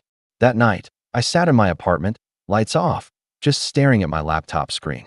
The anger didn't come in loud waves. It came quietly, slowly, like a realization that something sacred had been broken and couldn't be fixed. This wasn't about money anymore. This was about trust, about how little they respected me as a person. The next day, I called my mom. She answered on the second ring, sounding cheerful, almost too cheerful. "Jason, finally. I was hoping you'd call. How are you, honey? Why did you touch my account?" I said flatly. There was a pause, followed by a small laugh. "What do you mean? Don't play dumb, Mom. You know exactly what I mean. You and Aunt Lily reinstated those transfers." She sighed dramatically. "Jason, you're blowing this out of proportion. Your aunt was behind on bills, and you've always helped before. I thought it was okay. You thought it was okay to go into my account without my permission? It's not like I stole anything," she snapped. "I was just trying to help your family survive. You're acting like a stranger." I clenched my jaw, trying to keep calm. "It's my money, Mom. You don't get to decide what I do with it. Your father would be ashamed of how selfish you're being." That line, that manipulative, poison dagger of a line. She'd said versions of it my whole life whenever she wanted something. Invoking Dad, who passed when I was 15. It used to work every time. But this time it didn't. "Don't use Dad to justify this," I said quietly. "He taught me to help people, not to let them walk all over me." "Don't you dare talk to me like that," she shouted, voice trembling with fury. "After everything I've done for you." I hung up. For the first time in my life, I hung up on my mother. And it felt both terrifying and liberating. The next day, I got an email from my landlord saying someone had called pretending to be me, trying to get access to my lease records. When they couldn't verify the security question, they hung up. I knew immediately who it was. There were only 2 people in the world bold enough and desperate enough to pull something like that. I confronted her again, this time by text. "Stop trying to access my accounts." She replied instantly. "We wouldn't have to if you'd just talk to us." "Talk to you? You literally stole from me. Watch your tone. You've changed." "Yeah, I finally learned boundaries." She didn't reply after that. For a few days, things were quiet. Too quiet. I almost believed maybe the shock had finally sunk in, that they realized they'd crossed a line. But then, one afternoon, while I was on a video call with a client, I got a notification that my credit score had dropped by 73 points. Confused, I checked my credit report, and my stomach flipped again. A new loan. $15,000. under my name. I immediately called the lender and explained it was fraudulent. They confirmed the application came through with my personal details, date of birth, address, even the last 4 digits of my social security number. The contact email listed was my mother's. The woman on the phone said something that made my blood run cold. It was approved after a verification call with a family member. She said she was your co-signer. I swear, for a second, the room spun. My mom had not only accessed my accounts, she'd taken out a loan using my identity. That night, I drove straight to her house. No warning, no texts, just showed up. The porch light was on, and through the window I could see them all, Mom, Aunt Lily, and Tyler, sitting around the dining table like it was any other night. When I knocked, my mom looked surprised but smiled like nothing was wrong. "Jason, you're here for dinner?" "No," I said, stepping inside. "We need to talk." Aunt Lily groaned. "Oh, here we go again." I ignored her. "Mom, did you apply for a loan in my name?" Her expression didn't even flicker. "Don't be ridiculous. They have your email on record." "That must be a mistake," she said, waving her hand. "You always overreact to things." Then explain how they had your phone number as the co-signer contact. Now she froze. Her lips parted slightly, and for the first time, I saw something flicker behind her calm facade, fear. But it was gone in a second, replaced with indignation. "You don't understand how hard it's been for your aunt, Jason. She's drowning in debt. You have more than enough. We were just—" I cut her off. "You stole my identity to cover for her debts. That's not helping. That's criminal. Watch your tone," she yelled, standing up so fast her chair scraped the floor. "After everything I've done for you, this is how you speak to your mother?" Tyler chimed in from the side. "Bro, chill out. You're acting like we robbed a bank." "You might as well have," I snapped. My aunt stood too, voice shrill. "We were desperate. You have savings, you don't even have kids or responsibilities. What's a few thousand to you?" "That's not the point," I said. My voice was shaking now, not from anger, but heartbreak. "You didn't even ask. You just did it. You didn't see me as family. You saw me as a solution." My mom's eyes filled with tears, but I couldn't tell if they were real or another performance. "Jason, I raised you alone after your father died. I sacrificed everything for you. And now, when I need help, you call me a thief." I swallowed hard. "Yes, because that's what you did." She slapped me. It wasn't hard, but it wasn't light either. Just enough to sting, to shock me into silence. The sound echoed in the room. No one moved. Even Tyler looked stunned. "You ungrateful little boy," she hissed. "You think your money makes you better than us? Everything you have came from me." I took a step back, shaking. "No, Mom. Everything I have came despite you." That broke her composure completely. She screamed, a raw, wounded sound that didn't even sound human. "Get out. You're no son of mine." I stood there for a second, looking at all of them, the family I'd sacrificed years for, the people I thought I was saving, and realized there was nothing left to salvage. As I walked to the door, my aunt muttered, "You'll regret this, Jason. We always land on our feet. You'll come crawling back when you realize family's all you've got." I turned and looked at her, my voice low. "You're right. Family's all I've got. That's why I'm done pretending you're mine." I left without looking back. That night, sitting alone in my car, I felt hollow. My face was still burning from the slap, but it wasn't the pain that stuck with me. It was the finality of it. The way my mother's voice cracked when she said, "You're no son of mine." Something inside me shifted that night. The illusion that I could fix things, that they'd ever see me as more than a wallet, shattered completely. They hadn't just crossed a line. They'd erased it. And as I stared out the windshield, city lights blurring through the tears I hadn't even realized were falling, one thought kept looping in my head. If they wanted to treat me like the enemy, then maybe it was time I stopped playing the hero. The next few weeks felt like freefall. The kind where you don't even realize you're falling until you hit the ground, hard. My mom's words, "You're no son of mine," echoed in my head every morning when I woke up, every night when I tried to sleep. I thought I'd built walls thick enough to stop her from getting to me, but that line dug straight through them. I kept telling myself I'd done the right thing, that cutting them off was the only way to protect myself.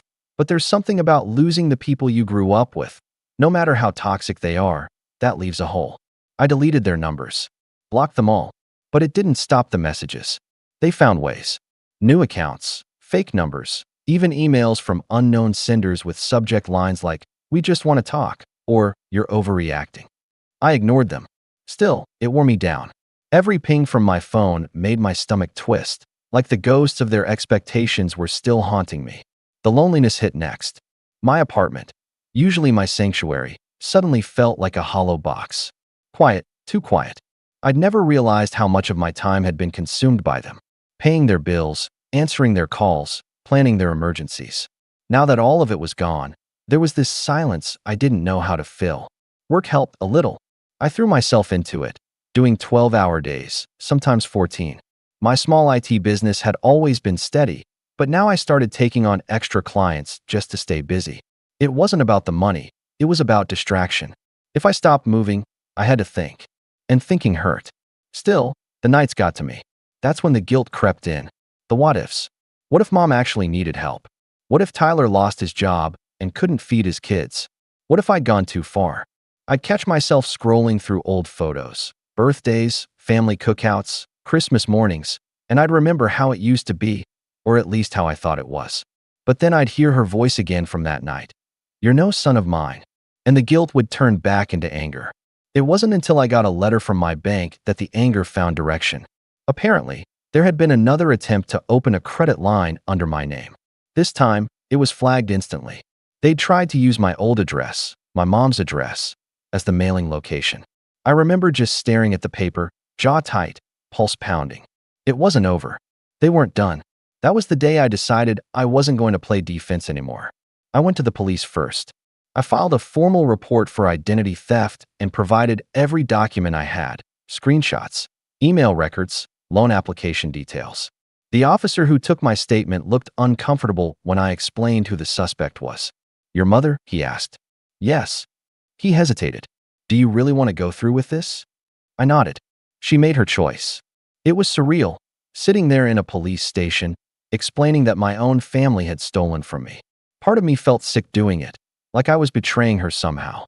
But another part of me, the part that had been stepped on for years, finally felt like it was standing up straight. After that, I started cleaning house. I changed every password, closed every shared account, and transferred my business funds into a new bank entirely. I hired a financial advisor, something I'd never done before, and when he asked why, I said, "Because I've been letting the wrong people manage my money." He laughed politely, not realizing I wasn't joking. Around that time, something strange happened. My business, the same one my family used to mock as my little computer thing, started exploding. One of my corporate clients referred me to another, then another. Within months, I was hiring help, taking on contracts I never would have dreamed of before. For the first time, I wasn't just surviving, I was building. But even as things got better on paper, emotionally, I was still raw. Some nights I'd find myself driving past my mom's house just to see the lights on, wondering if she was inside watching TV, pretending like I never existed. I didn't go up to the door. I couldn't. I'd sit there for a few minutes, engine idling, before driving home. It became a ritual of sorts, one last thread I couldn't quite cut. Then one day, I came home to find an envelope taped to my door. My stomach sank before I even opened it. The handwriting was unmistakable. My mom's.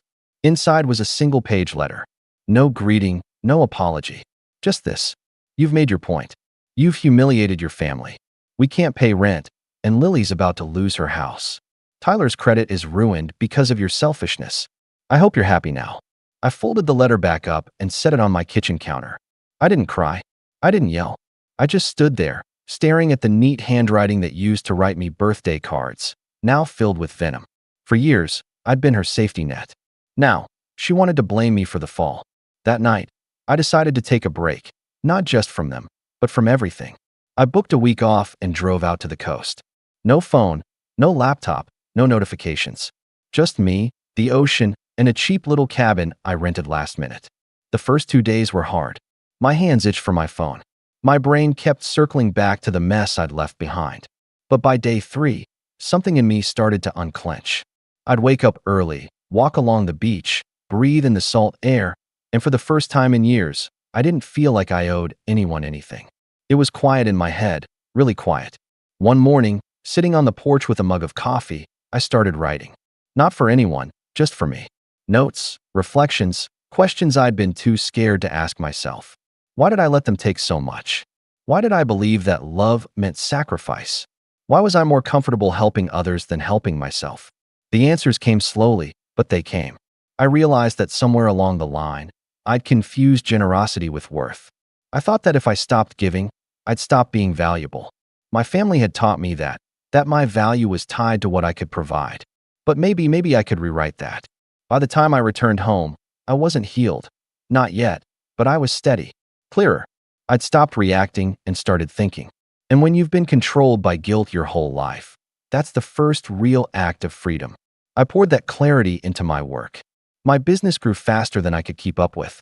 I hired a full-time assistant, then a second technician. I started an online service arm and even rented an office downtown. Clients were recommending me left and right, and before long, I had something I never thought I'd have: options. And then, irony of ironies, my family noticed. It started with small things.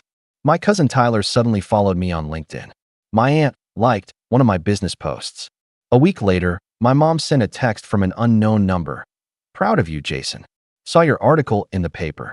I didn't respond. She texted again 2 days later. "You've really turned things around. Maybe we can talk." Still, I stayed silent. It took everything in me not to cave. Old habits die hard, especially when they come wrapped in love bombing. But I knew what this was. It wasn't remorse, it was reconnaissance. They wanted to see how much control they could still get. One night, I got another message, this time from Tyler. "Hey man, no hard feelings, right? We were all under pressure. Aunt Lily feels terrible. Maybe we could catch up." I almost laughed. The audacity was impressive, really. Instead of replying, I went to my desk, opened a new document, and started typing something different this time. Not reflections, but plans. Notes. A timeline. Dates, transactions, screenshots, bank reports. Everything they'd done. Because while they thought I'd moved on, I hadn't. Not completely. And now that I finally had the resources and clarity, I realized I didn't just want to walk away. I wanted accountability. I didn't want revenge out of anger. I wanted closure built on truth. So while they were busy pretending nothing had happened, I was quietly building a case, one careful step at a time.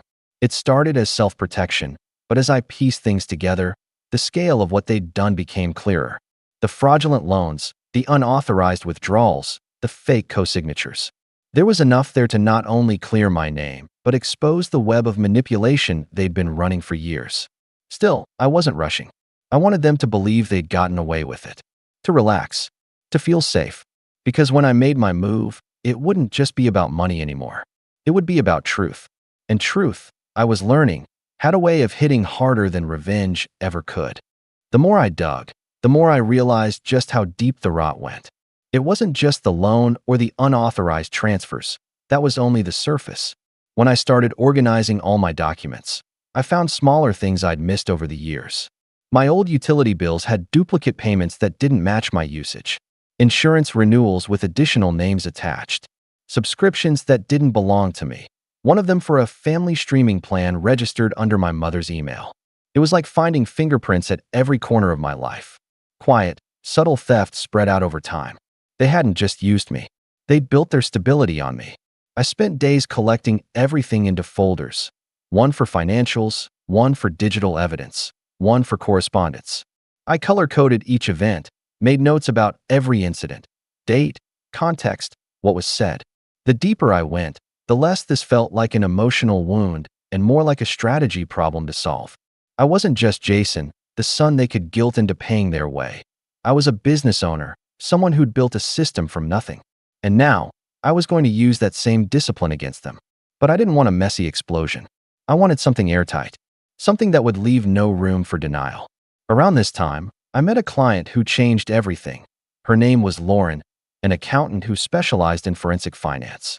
She worked with small business owners who suspected internal fraud. We hit it off professionally right away. She had that sharp, methodical energy that could cut through fog.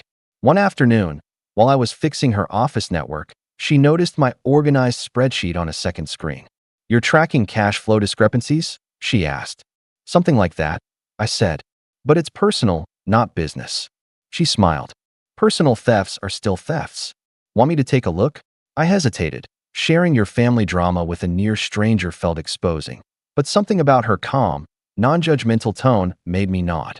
I explained the basics, skipping the emotional details. She listened quietly, eyes scanning the screen.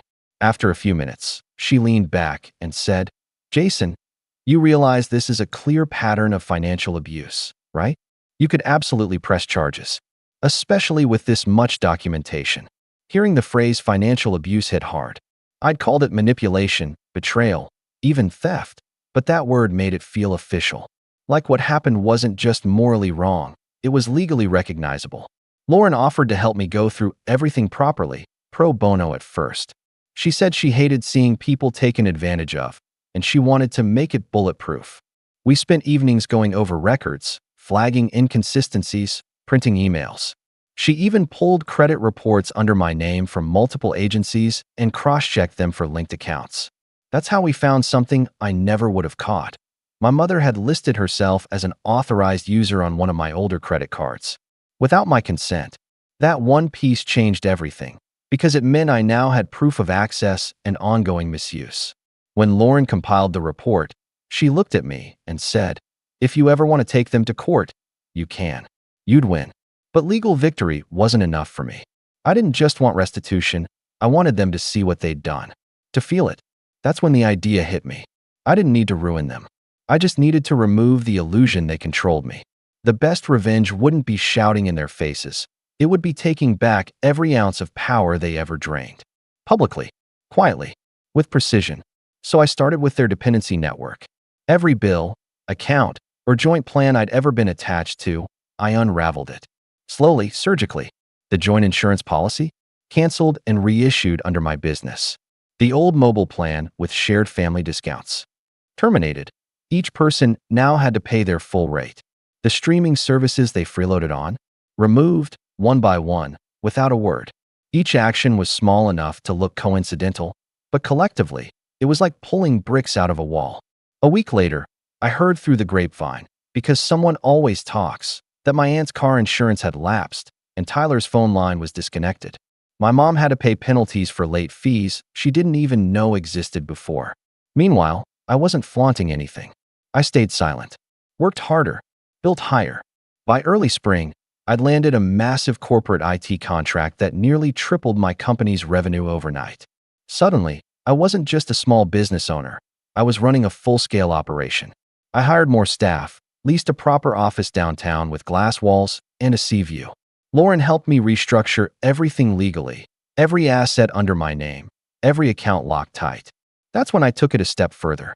I created a holding company, a parent entity that managed all my income, assets, and intellectual property. That company owned my business, my investments, even my new apartment. But the beautiful part? It also owned the property I used to rent to my mother. That apartment she lived in, the one she always bragged was hers. I'd bought it quietly a year earlier when the landlord put it up for sale. At the time, I did it out of guilt. I didn't want her to lose the place. But now it sat legally under the holding company's umbrella, tied entirely to me. Lauren helped me confirm everything was airtight.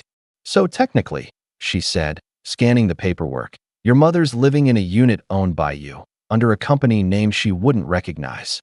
"Exactly," I said, "and rent's overdue." She gave me a look, half admiration, half disbelief. "You're not going to evict her, are you?" "Not yet," I said, sipping my coffee. "She needs a reminder first." That reminder came in the form of a notice, polite, formal, written under the company name. Payment of outstanding rent is required within 30 days to avoid lease termination. I didn't send it with anger, just businesslike detachment. 3 days later, my phone buzzed with a call from an unknown number. I didn't answer. A few hours after that, an email came in. "Jason, I don't know what kind of stunt you're pulling, but this letter about rent is ridiculous. I've lived here for years. I don't know anything. Fix this before it becomes a problem." I read it twice, smiled faintly, and forwarded it to Lauren for record keeping. A week later, another one came. "Jason, this is serious. The new owner says the company managing this building wants payment immediately. I can't deal with this right now. Please call me." I didn't.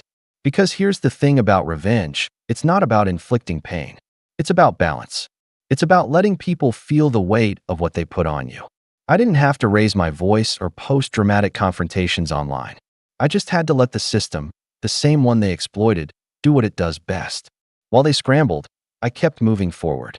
I opened a foundation, small at first, to provide tech education for underprivileged teens. It wasn't about showing off. It was about redirecting my energy into something that deserved it. Something pure. Ironically, the local paper picked up a story about it. Local tech entrepreneur funds youth program. They ran my photo, my company name, and a quote about resilience and second chances. That's when the silence from my family broke again. The first text came from Tyler. Saw the article. So now you're some kind of saint. Then my aunt. Good for you, but maybe don't forget the people who helped you get there. And finally, my mother. Short, simple, calculated. You're doing well. Maybe we can talk about helping the family again. That one made me pause. Because even after everything, the betrayal, the theft, the slap, she still thought she could reach into my life with that same old guilt string. But this time, I wasn't the same person she raised. I'd learned something during those months of rebuilding. Power isn't about money. It's about control over your choices, your peace, your silence. And I had all three. So I didn't respond with anger or explanations. I didn't remind her what she did. I just replied with one line, the same kind of cold, transactional tone they'd always used with me. All inquiries should be directed to the company's legal department. And for the first time in years, I felt truly untouchable. Because revenge, I was realizing, wasn't a moment, it was a process. A quiet reclaiming of everything they'd stolen, piece by piece. And I wasn't done yet. The fallout began quietly, a trickle, not a storm. That's the thing about consequences. They don't always crash down all at once. Sometimes, they start as whispers in the background, the faint sound of something breaking far away before the echo reaches you. It started with my aunt. Apparently, she'd ignored the rent notices from the holding company, thinking I'd come to my senses. She told the landlord, who was technically me, that she wasn't paying until the mistake was cleared up. 30 days came and went. Then another week. And that's when the formal eviction notice arrived, stamped, dated, and legally airtight. When she got the call from the property manager, she apparently exploded. "You can't evict me," she screamed, according to the report I later received. I know the owner personally. The property manager, trained to stay professional, replied, "Ma'am, the owner is a company. You'll need to take it up with them." She did. She called, emailed, threatened. But every message went to Lauren's office, not mine. She was the official contact for the holding company, and she handled it with the same calm professionalism she always did. "I understand your frustration, Ms. Matthews," she told her on one of the recorded calls, "but your payment history shows consistent delinquency. We're following standard procedure." Within 6 weeks, my aunt was out of the apartment. I didn't gloat. I didn't even watch. But when I heard she'd moved back in with my mom, I couldn't help but marvel at the irony. The two people who'd mocked me for being too independent were now sharing a roof they didn't own, under a lease they didn't understand, for a property that belonged to me. That's when the real cracks began to show. Tyler's job, the one he bragged about having connections to, fell apart. Turns out, the company he worked for had done an internal audit. He'd been listing fake expenses and taking advances he wasn't entitled to. When HR contacted the bank on file to verify deposits, they found the account was in his mother's name. That alone raised eyebrows, and within a week, he was terminated. When he tried to claim wrongful dismissal, the company presented documentation, most of which matched the fraud patterns from my report. Apparently, they'd found out because the police department had contacted them as part of the ongoing financial abuse investigation. That was the first domino to fall publicly. My mom, meanwhile, was unraveling in private. Her house, the one she'd always treated like a family landmark, was suddenly under review for unpaid taxes. She'd been forgetting to pay property tax for 2 years, assuming the bills were being handled by someone else. I knew exactly who she thought that someone was. The county froze her account until payment was arranged. When she went to the bank, she found that her joint account with my aunt, the one I used to contribute to, was closed. Permanently. That's when she finally reached out, not with arrogance, but desperation. Her voice message was shaky this time. "Jason, I don't know what's happening. I'm losing the house. The bills keep coming. I know you're angry, but we can fix this. We're family. Please call me back." I played that voicemail twice, maybe 3 times, before setting my phone down. I didn't feel satisfaction, not really. Just a kind of cold symmetry. For years, I'd been the one calling them, asking why payments bounced, why they couldn't take responsibility. Now they were the ones drowning in consequences. But I didn't call back. Instead, I forwarded the voicemail to Lauren and said, "Keep this for the file." The police case had been progressing in the background. I didn't push it forward. I didn't have to. Once the fraud department had my documents, they started uncovering more. The forged loan, the fake credit inquiries, the unauthorized account access. It was enough to justify formal charges. A month later, I got a call from the investigator handling the case. "We filed preliminary charges against your aunt and mother," he said. "Identity theft, financial fraud, and misuse of personal information. We'll keep you updated." I hung up and sat in silence for a long time. It was surreal, realizing how far things had gone, how far they'd gone. When I started this, I never imagined it would end in courtrooms and legal documents. I just wanted peace. But peace, it seemed, came at a price. The news hit the family like a bomb. Suddenly, distant cousins and old relatives who hadn't spoken to me in years were calling, texting, trying to understand my side. They wanted to know if it was true, if I'd really turned on my mother. But here's the truth no one wants to admit. Sometimes, protecting yourself looks like betrayal to the people who benefited from your silence. The court hearings were formal and quiet. No drama, no screaming matches. I didn't even attend the first one. Lauren went in my place. She texted me afterward. They pleaded guilty to the lesser charges: probation, fines, and restitution. "You'll get your money back." I stared at the screen for a long time. Getting the money back didn't matter anymore. What mattered was that for once, the record showed the truth. They did this. Not me. Months passed. The story eventually faded from local gossip. My mom and aunt kept to themselves, their social circles shrinking fast. Tyler, I heard, moved out of state with his girlfriend, trying to start fresh. I didn't reach out. There was nothing left to say. Meanwhile, my life kept moving. The foundation grew faster than expected. Schools started inviting me to speak to students about financial independence and digital security. Funny, isn't it? The same skills I used to protect myself became the ones I used to protect others. One afternoon, I was invited to a youth entrepreneurship panel downtown. As I stood backstage, microphone clipped to my collar, the host whispered, "You ready, Jason?" I nodded. But before stepping out, I took a moment to look at the city skyline through the curtain. The same skyline I used to drive under, feeling like I'd never be enough. Now, I own part of it. During the Q&A, a student asked, "What's the most important lesson you've learned about success?" The room went quiet. Cameras pointed my way. I thought about all of it. The laughter in that voice note, the slap, the eviction letters, the silence that followed. Then I said, "That success means nothing if you have to buy your worth from people who never valued you to begin with." The crowd nodded, some clapped, and I felt something settle in me. Closure, maybe. Not the dramatic kind, but the real, grounded kind. The kind that feels like finally breathing after years underwater. A few months later, I got one last letter.